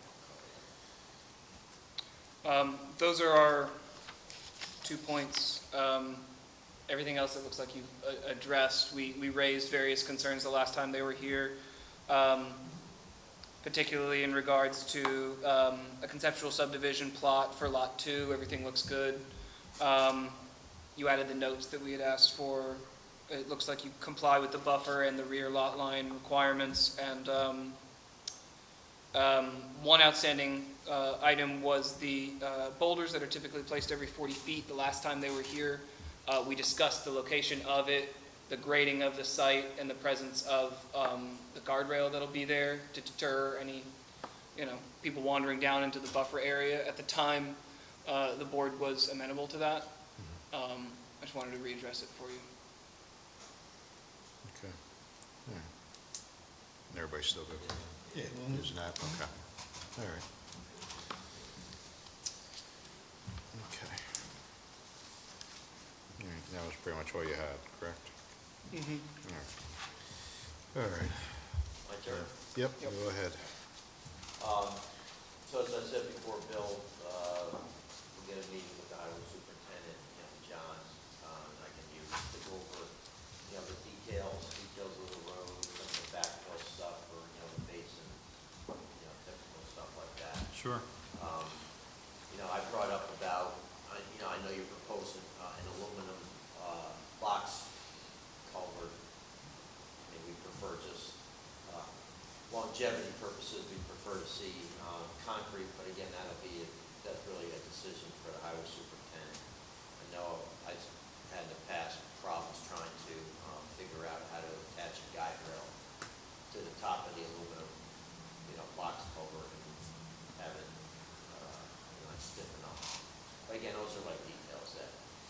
And ultimately, if I just expand on that, we're going to be applying for a stream disturbance permit with DEC. Yeah. So they're going to have a lot of input. As you know, they prefer an open bottom. Yeah. So that was one of the reasons why we chose that, given the size that we needed. But You that's can go something. you can still go to a three-sided box. Yep. Well, it's not a three-sided box, it's three-sided Right. culvert. Right. So, but again, those are things we'll. Sure. And then, so one of the things we talked about earlier tonight in our agenda meeting was, we'd like to see you get further along with DEC, because we really can't consider a secret determination until we see if they're gonna have any major issues. So we need to get a little further down, the road with them, because really, I mean, the whole, other than, the crossing, I mean, there's really not that much right here. I mean, that's gonna be, the major, thing, to be able to get their approval, to cross there. So, I know you said you were just preparing the application, but, Yeah, we're very close to making a complete full submission. and then as far as any items on, the site, we haven't had a chance to look at the stormwater pollution prevention plan, but, we'll do that.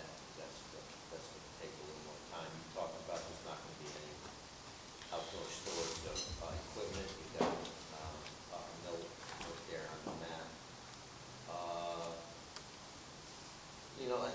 last time we talked about chemical storage there, you know, there may be some landscape contractors in there. We had another project for Red Cedar that we had some like typical notes that we'll get to you just to put on the map. Sure. Other than that, we didn't really have too many comments as far as, you know, the site goes. You just got to work with the county health department, the water and wastewater authority on the water main. Bruce had brought up at the agenda meeting, I forgot there was some comments from the fire prevention bureau about they want some hydrants on the site, so we'll have to look at putting some hydrants in there. So they would want to upsize the main for that? Because we're just putting, you know, a 3-inch service. Well, that's something Yeah, that you'll have to. well, that's something, you gotta figure out how you're gonna do it with the, you know, the state fire code requires it, you have municipal water there. So that's something you probably wanna look at.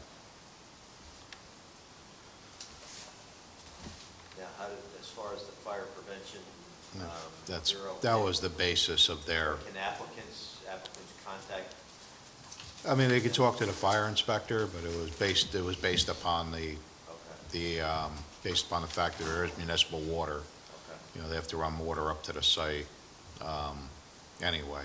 yeah.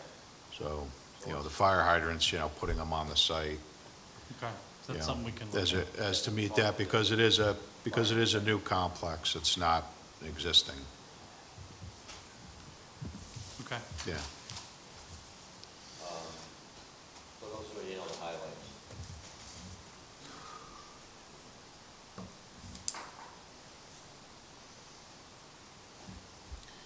Okay, so those are the highlights of that.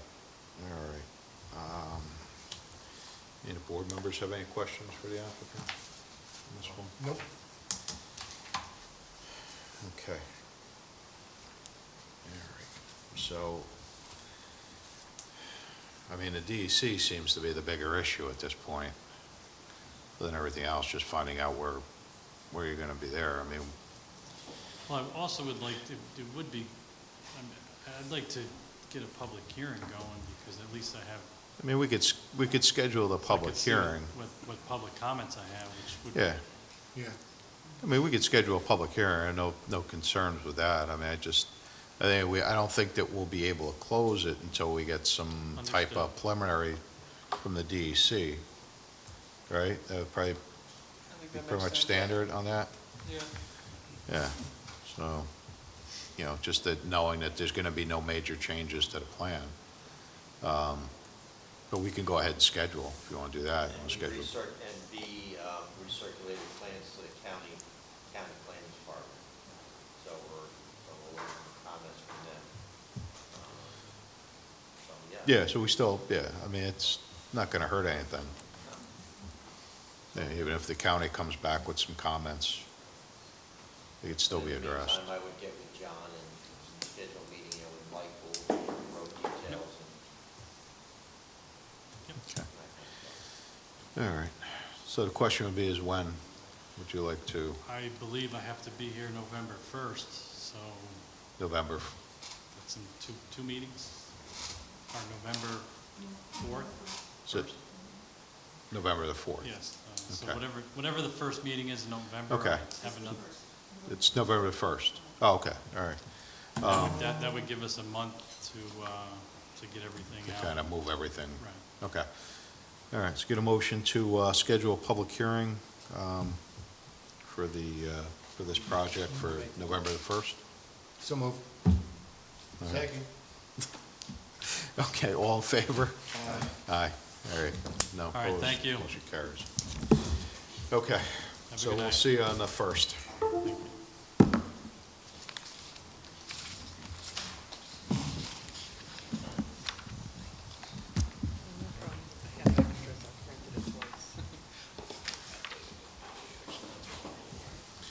All right, takes care of that.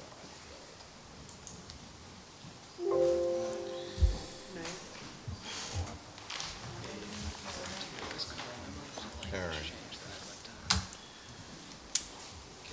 Okay, so next item on the agenda this evening is the Wappinger Farms Estate subdivision.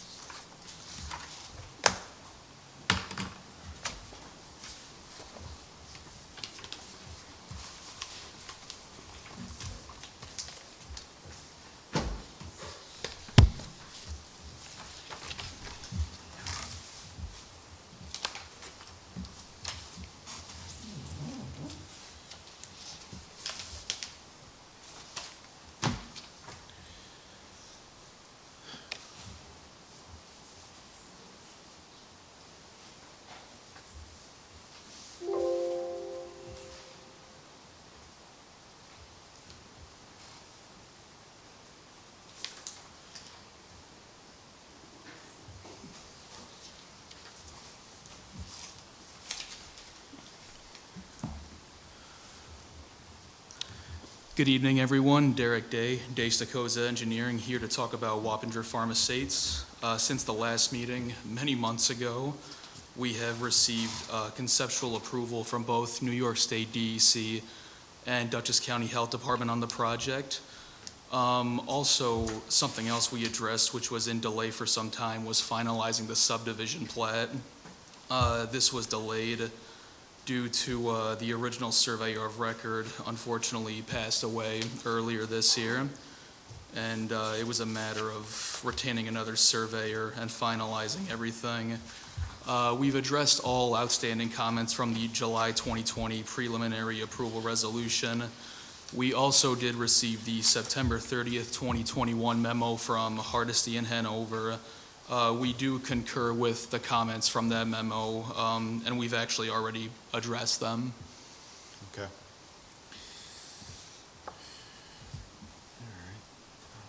Did you receive our letter too? Dated October 1st? Oh, I did not.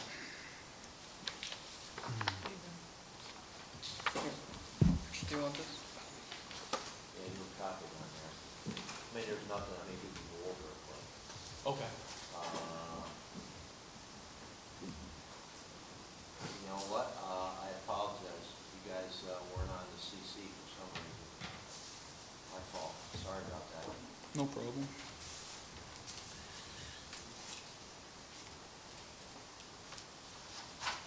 Yeah, but our letter was,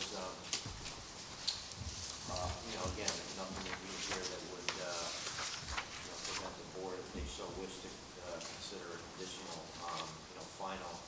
I talked about, in the plan set you had on, your cover sheet, the 10 drawings that are gonna be filed in the county clerk's office, which is good. So there's 26 drawings in the set, it's a big set. Not all of them need to be filed in the clerk's office. So they've got a set of 10 drawings, which are the first 10 drawings in the set. Okay. That will be filed With the clerks. And then there's 26 drawings in the whole set. So when the chairman signs the plans, you would sign, the Mylar that includes the 10 that are going to be filed, and then there'll be however many number of full sets that B requires and the town requires for distribution, whether it be 4, 5, 6, whatever. So we would need complete sets for the town's files. Okay. So, and that's fine, so you can do that. And then, you already talked about, the surveyor, new surveyor. So there was a note on the map in regards to the barn on lot 2, that's gonna be removed by the applicant. So that has to be a condition of final approval, because that's gotta be done before the chairman signs something. So that's moved prior to the plan. Yeah, because then, there's nothing, because it overlaps on the lot 3, so it's not like it can be all on lot 2, and lot 2 can take 10. I would assume you need a demo permit, but. Yeah. Yes. Yeah. And let's see, so the other thing we talked about earlier is about placing the boulders on, the wetland boundary. Barbara confirmed that can be done as part of the building permit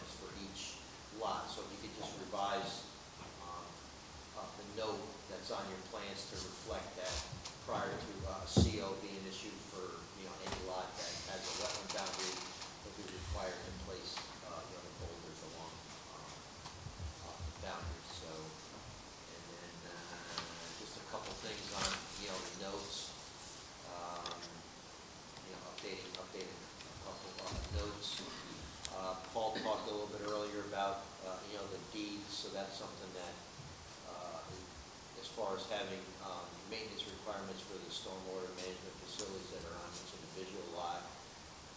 So that's, this office will have to approve those. And then, one thing that I didn't put in the letter was, we're gonna need to have some monuments. So what I did, Mark and Derek, I just pulled out one of your plans and I circled where we can place some. So why don't you look at those and you can give me a call and let me know if, you're okay with them, there's not like too many. The only thing is though, we'll need to have them set before the chairman signs off on the map to make sure that they're in. So look at them, if you have a. Can we take that with us? Yeah. Thank you. It's free, by the way. Nothing's free. So anyway, so that was the extent. So if you have any, there's not like too many. If you have an issue, call me. If not, what you could do, put those on the map, label a monument to be set, and then resubmit that. But that would be like a condition final. So. Pete, can I just? Sure. To be set, when they come in to get the chairman to sign it, I hate when things say proposed or to be. No, you know what? It should be monument set. Thank you. Yeah, then we set, right? Right. So we're gonna just give this to the surveyor. Yeah. Have him set them. Yeah, and that'll be a condition of like approval and, Okay. we'll have to, stop out and just take a look at the ones along the road. Yep, like they're in, so that condition is satisfied before the chairman would sign the map. Thank you, Mark. I'm sorry to interrupt. No, that's right. I have it all. Okay. Okay.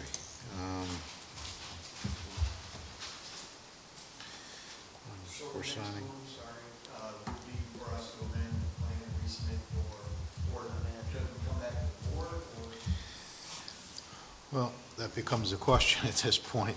I mean, there's really not a lot of changes. I mean, it seems to be a lot of verbiage that has to be changed on the plans. There's no real technical. I mean, personally, I wouldn't have you resubmit and have all the paper all over again. I mean, if the board is satisfied, they would authorize the planner to go ahead and prepare the resolution, and then our comments would just be a condition in, the resolution. I mean, that's the way I would do it. There's no sense in submitting all these copies all over again. Or would we return back to the board to vote on that final? Yeah. On the final submission, be one more visit. Yeah. All right, no submission, just. Right, just show up for the vote, yeah. Yep. Okay. All right, so with all that said, and then the issue with that lot 12 is all good now? The one in the back with the town? I think we addressed that initially, right? You saw that letter? We changed the text today. Okay. Okay. All right, so as long as we're good there, then, And just to clarify and put on the record, so there's gonna be recreation fees paid for 10 lots. okay. There's no recreation fee on the lot that is being covered by the offer section. Okay. All right, so with that said, you guys feel comfortable? We'll have the, so first we have to do is waive a public hearing. Waive a public hearing for the final resolution, or for a final plat. So get a motion to waive the public hearing. I'll make that motion. Okay. Second. Motion made, second, all in favor? Aye. Aye. Any opposed? Motion carries. Okay, next would be is to authorize the planner to go ahead and draft the final resolution of approval for subdivision. So entertain a motion. Okay, so Second. motion's made and seconded, all in favor? Aye. Aye. Any opposed? Motion carries. Thank you very much. So you guys are all set. Thank you. You're welcome.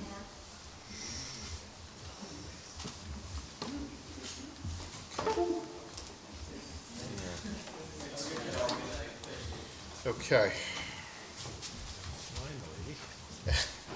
Our last item on the agenda this evening is a conceptual review regarding BJ's Wholesale Club self-service fueling station.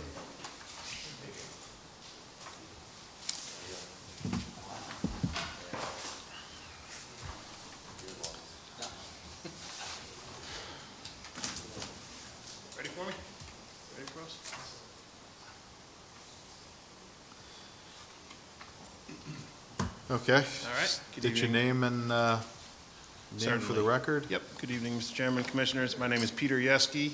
I'm a developer from Manchester, Connecticut with First Hartford Realty Corporation, 149 Colonial Road, Manchester, Connecticut.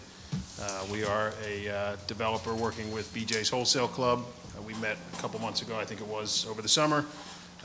We're back again tonight, so I think at our last meeting we discussed a number of things, but I think one of the things that we kind of spent a good deal of time on, and rightfully so, is this pocket wetland that actually when we flagged the site, we uncovered. It's not in any of the town record, at least what was online at the time when we looked, but we wanted to come back tonight and address that. We would like to move this project forward. We think this is an appropriate site for it, so does our client in particular. So to that end, we hired, I think, a familiar face for a lot of you folks, Mike Nowicki here with Ecological Solutions. And Mike actually did the initial delineation on the site for us. And we asked him to look at the functionality, and I'm not going to talk too much because I think Mike will be the star of the show here, but we asked him to look at the functionality of this wetland, and I think the report that I think be circulated to everybody really shows that it's more of a wet meadow. It's a man-made isolated issue here, and it serves very little value and doesn't meet a lot of the criteria, not only from the Army Corps, but also your town code as well. So we think and we hope, and Mike will talk you through it tonight, that by actually replicating and enhancing some of the wetland features in the rear of the site, we can actually create a better situation out here where we're not only disturbing this wetland again, we're only asking for relief from the buffer. We're not asking to touch this wetland feature itself, but we think we can also enhance some of the rear wetlands. So I'll let Mike get into that and talk a little bit more about that. So obviously this is the higher functioning wetland on site, and Mike will again touch on that. So just three brief things from me, and then I'll turn it over to the experts here. But just to reiterate, we're not seeking permission to touch this wetland. Our concern at the last meeting was the proximate buffer and the fact that we would be, some of the site, and importantly not the underground storage tanks, but a portion of the site, including some of the fueling island, would be in that wetlands buffer. But we're not proposing to disturb this buffer at all. In fact, early on, Steve Duchess from Bowler Engineering redesigned the site so that we would achieve that accordingly. Do you have that same view with the buffers and the wetland boundaries? I'm sorry?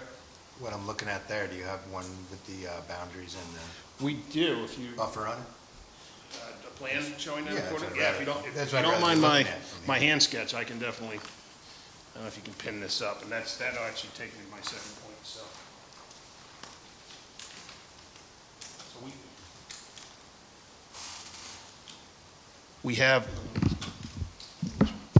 So we have surveyed the site, and, again, as you can see, you have the rear wetlands, you have this pocket wetlands here, so if you roughly, based on the delineation, look at the site, you basically have this portion of the site, which is not impacted by the buffer. So actually, I had Steve run some calculations this afternoon, and let me just get to that page, because I want to get this right. So strict adherence to the buffer on this site. This is just over 4.5 acre site. It would leave you with about less than a half an acre of actual developable land. And the width here, given your 10-foot side yard setback, would be about 80 feet. So it really does limit it. It's about 20,700 square feet of actual developable land on a 4.5 acre parcel if you look at these buffers. And again, we're not proposing, we understand the importance of this rear wetland feature, and we're not proposing to touch that. We had, candidly, when we looked at the site initially, we thought maybe we could do something back here, but when we saw that, we said, no, that's not the appropriate use. So just quickly, again, as I mentioned, we're not seeking to touch this. We've gotten the underground storage tanks, which we can gladly bring in experts and manufacturers to testify on those as well. We've gotten them out of the buffer. They're double-walled fiberglass. They have all the state-of-the-art leak detection and things like that. And again, we can bring in someone to speak more to that if that would be helpful. And then finally, the site has been identified. I know we talked a little bit last time about potential alternates. This is a site that BJ's has identified, they've had their eye on, they've asked us to pursue. It meets a lot of their criteria. I've talked to their director of real estate this morning. They've been a member of the community for a number of years, as you folks know. The store does well. They're happy here. They'd like to stay. But part of their program, and it's a big part of their program, is gas. And if you go over to Newburgh, where they have a new store, they just did a gas facility. This is one of probably, I want to say, 40 stores that doesn't have fuel for BJ's in the entire chain. And the reason they brought us on board and hired us is to fix that. And we're been tasked with going out and finding fuel locations off-site for each one of those stores. So, they've been here for some time. They're very happy here, but they'd like to have a very successful store, and part of that is adding a gas component. So I'm not going to speak anymore. I'll turn it over to Mike. And do you want to walk through your report and just kind of what we were thinking? If you want me to. Yeah, might as well hear what you, Use the mic. you gotta take the microphone. Sorry. Yeah. It's been a long time since I've been here. I forgot. I'm Mike Nowicki, as Pete told you. So from the review of the site, we have a wet meadow that was formed basically in some tire ruts that were done maybe 15 years ago. I've been on this site. I've delineated it 3 times in the past 12 to 15 years. I can't even remember. And it's the same set of tracks that just held enough water to allow a little bit of, it's dominant wetland vegetation, but it's low growing. And it's not connected to the rear forested wetland. So this is more dominated by invasive species, purple loosestrife, things of that nature. Low functioning, low quality wetland. If you're going to preserve a wetland, what you're trying to do is preserve its functions for society. Stormwater cleanup, holds water during storm events, significant wildlife habitat, nutrient removal. This is an isolated pocket, like I said, that was man-made and formed that way, but it has been there for quite a time. The buffer surrounding this that would protect this wetland is also previously impacted.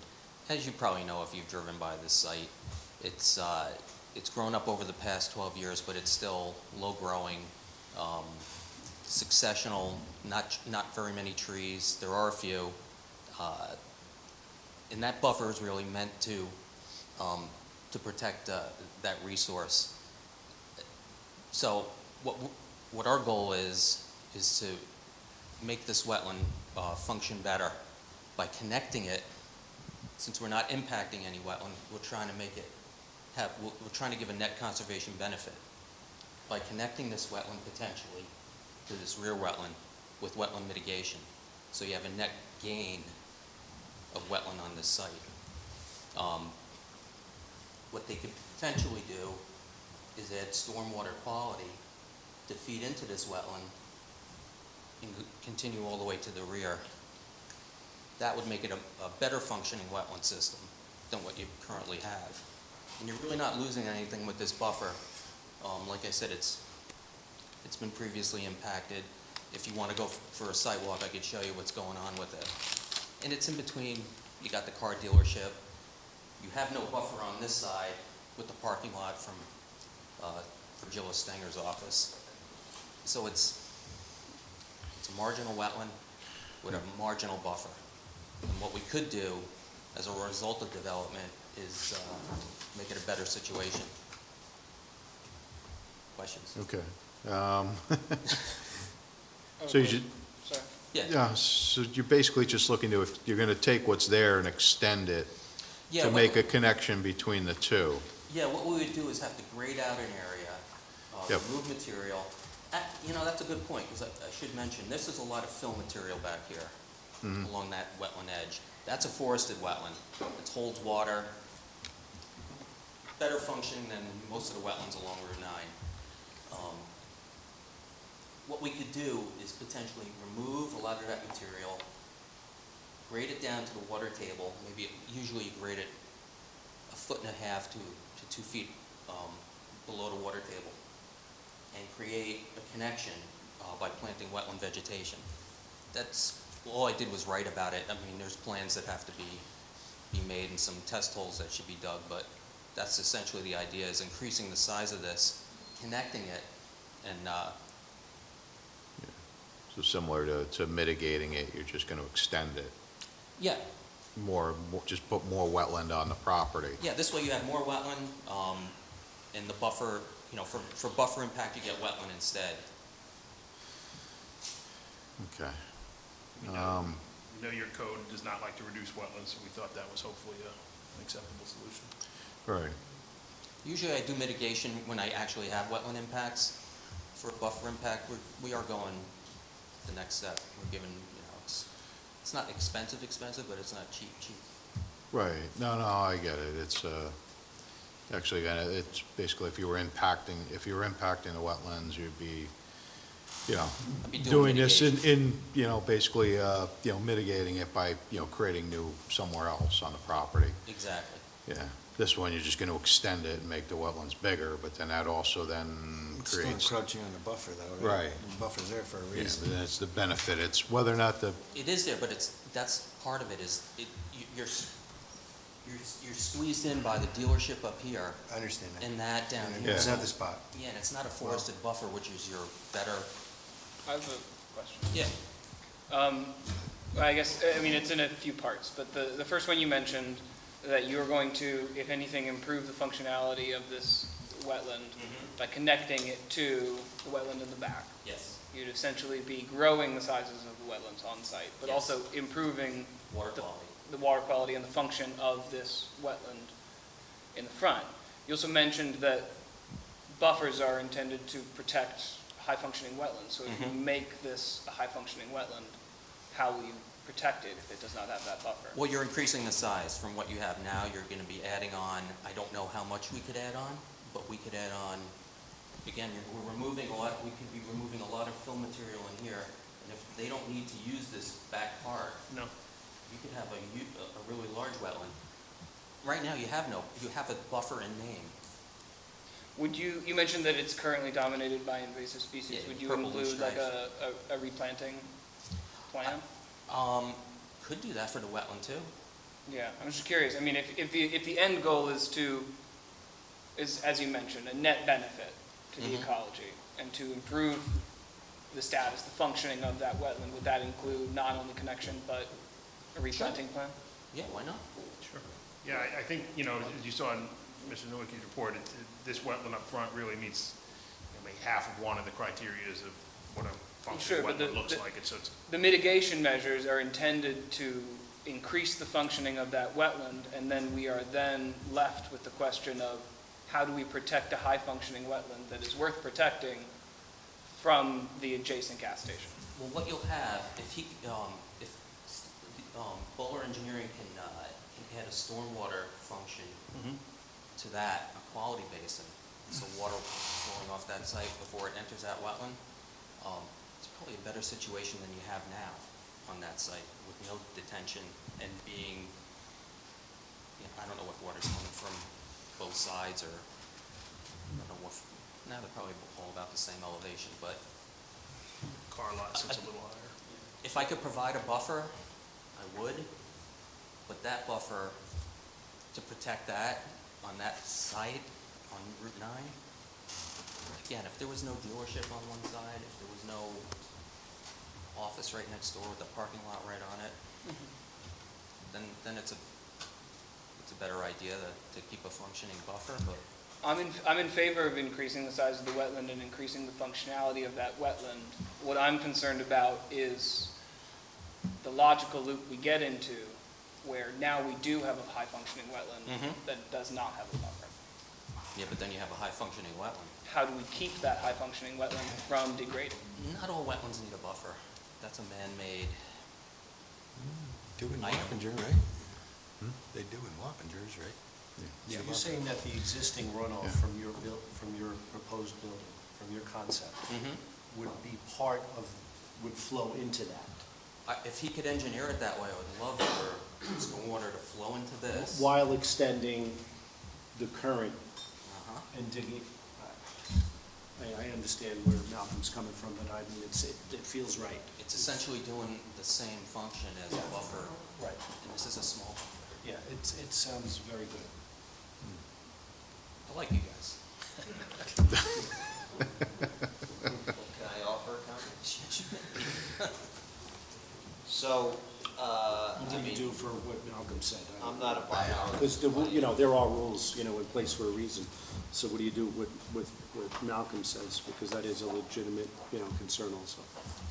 Yeah. So, you know, along those lines of, you know, combining and creating more high-quality designed wetlands. And I understand about, you know, the stormwater-like practices that it appears that they would probably outlet into, you know, the wetlands. I mean, if there was any other site but, you know, a gas station, how do we prevent, you know, there's gonna be, look, there's gonna be some small fuel spills from people filling their car, you know, yada, yada, yada. So, I mean, you know, how do you prevent that from getting into this newly created, like expanded, high-quality, like wetland and building well? Yeah, the DEC would classify this as a hotspot, and we would have what they accept as a treatment train of different practices, hydrodynamic separator, vortechnic unit, into a standard accepted practice before it goes into the wetlands, is how we would propose it. We do positive limiting barriers here too, and things like that around the canopy. So if you are getting the guy who accidentally pulls the hose out too soon or something. Yep. What are those are the, Those are the grooves in the pavement? Yeah. Yeah. They're really for fire suppression, Yeah. I think, but they do work for gas as well. What did you call them? Positive limiting barriers, right? Is that Yes. correct? Yeah. PLBs. So you're right. You could, sorry.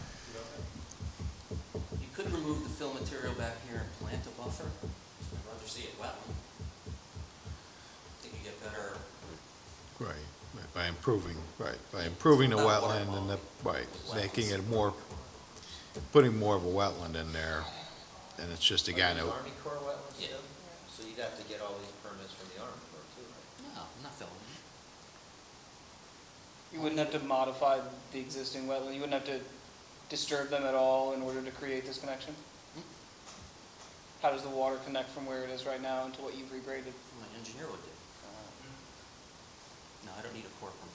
If I do, I'll get one.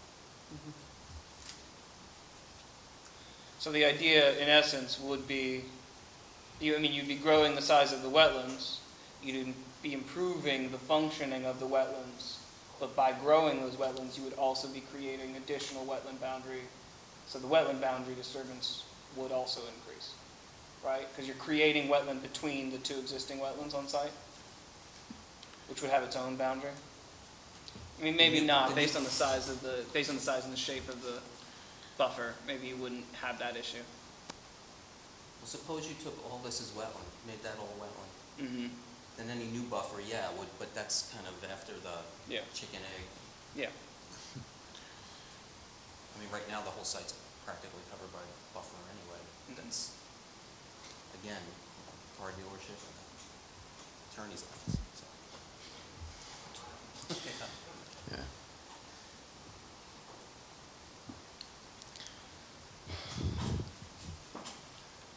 I'm going to defer to the consultants on this one, because I get what they're proposing, I do, and I get, the other issue, because now we're dealing with gasoline, and the issue of fuel spills and things like that. Is there gonna, you're minimizing the buffer now to get to, before you hit the wetland. We're gonna increase it to make the wetland better, but we're still putting a higher risk at putting the fuel station there. You're actually making a bigger buffer if you make the wetland bigger. Yeah, So now we're you're putting encroaching it even more into a buffer closer. Is there a real If there was a fuel practice? spill, I can't imagine that buffer would do anything significantly different than if it was wetland. Yeah, but there's a reason there's a buffer there. I mean, you can't build a house on it. It's a lot less impactful than that, right? I don't know. You can't. Yeah. I think you have some discretion in your code, and I'm Can't not put trying somebody's to tell you how backyard it in a goes buffer. to Yeah.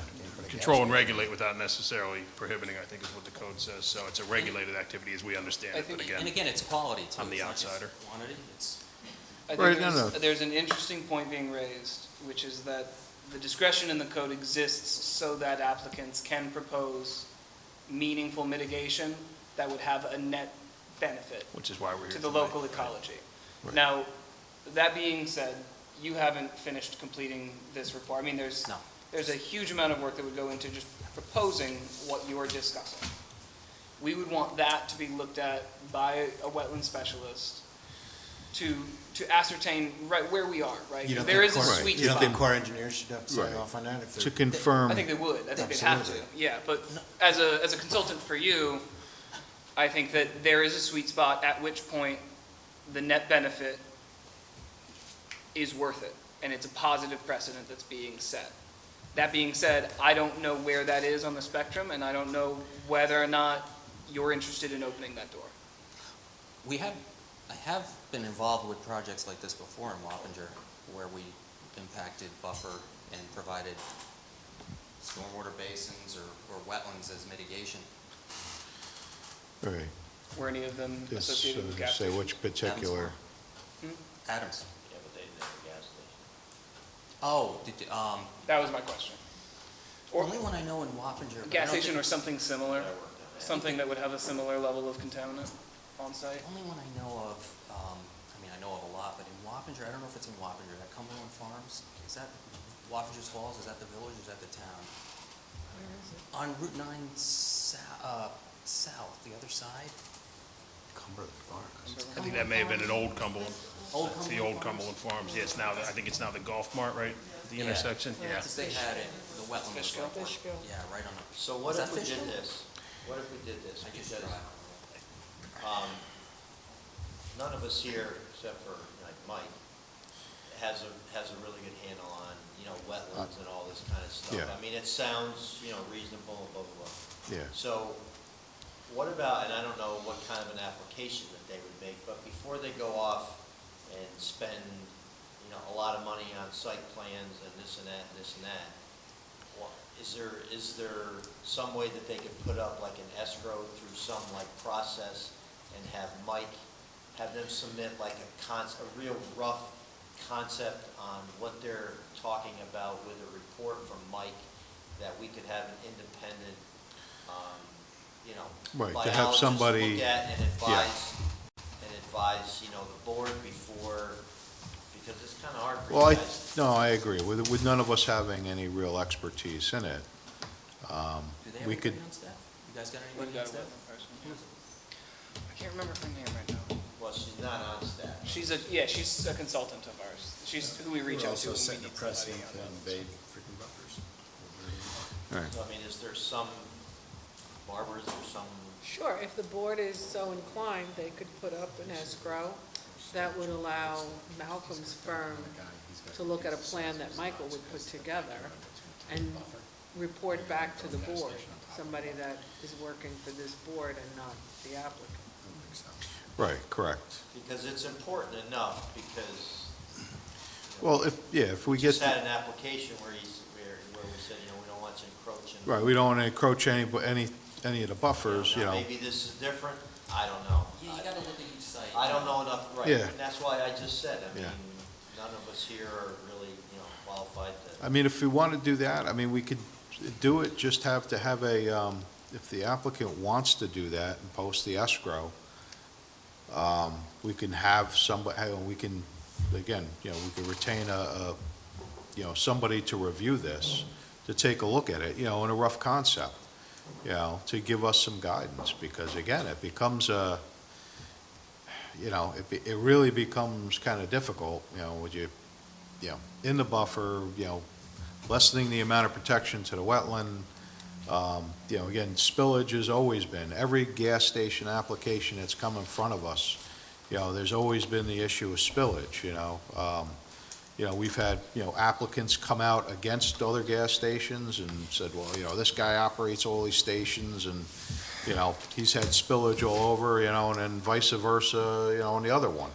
And so there's spillage at every station. I mean, look at the DEC website, it pops up all the time, and I know, I work for a lot of these guys. yeah, so, you know what I mean? So it becomes, it becomes difficult. And for us to go ahead, because the other end of the equation for us would be, even if you're doing that, you'd have to provide, I believe you'd have to provide some, extraordinary amount of protection, to guarantee that if something did leak there was a way to stop it from getting to the wetland.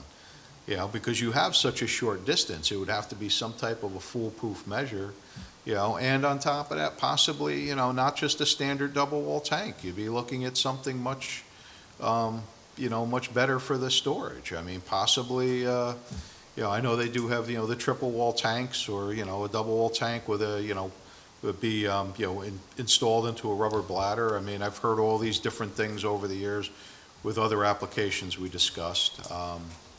So, I mean, it's, there's measures out there so that, again, to do this, on the other end, you would have to really, significantly try to prevent, any type of spillage into the wetland at that point. Let me think about how to separate anything that might come off that site to the wetland I would mitigate, to the mitigation area I would provide. There may be a way. We were discussing maybe a planted wetland stormwater basin that might help, but if we could keep it separate before it, we'll look at it. I think you guys I think what you need to do is maybe look at it. I mean, this is a very, we really don't want to open the door to this only because of the issues, we're having with some of these other ones with the wetland buffer. Again, we realize that a lot of the properties that are left, they all have these significant issues. So once we give here, then, other applications that we're saying, we're telling them no, it creates a conflict for us. Yeah, but it is each It's site. based upon a case-by-case Yeah. basis. I understand what you're saying. Would you ever want to walk it? I'll walk it with you, so you can see what I mean, How about why don't you get a plan together, post the escrow, let us get some feedback from, another professional that's not, that's looking at it independently. Let them look at it, and then we can kind of go from there, and then maybe we will schedule, a field trip after we get some feedback. Sure. If it's in that direction, if there is a positive direction, maybe, then we can go that point, and schedule a field trip, to go ahead and walk it and look at it. But right now, I think we still, to make sure that there's some feasibility here, which I think there's members on the board which are, feeling there might not be, so. Yeah. Okay, Sounds good? all right. Sounds reasonable. Thank you all, appreciate it. Well, Right there.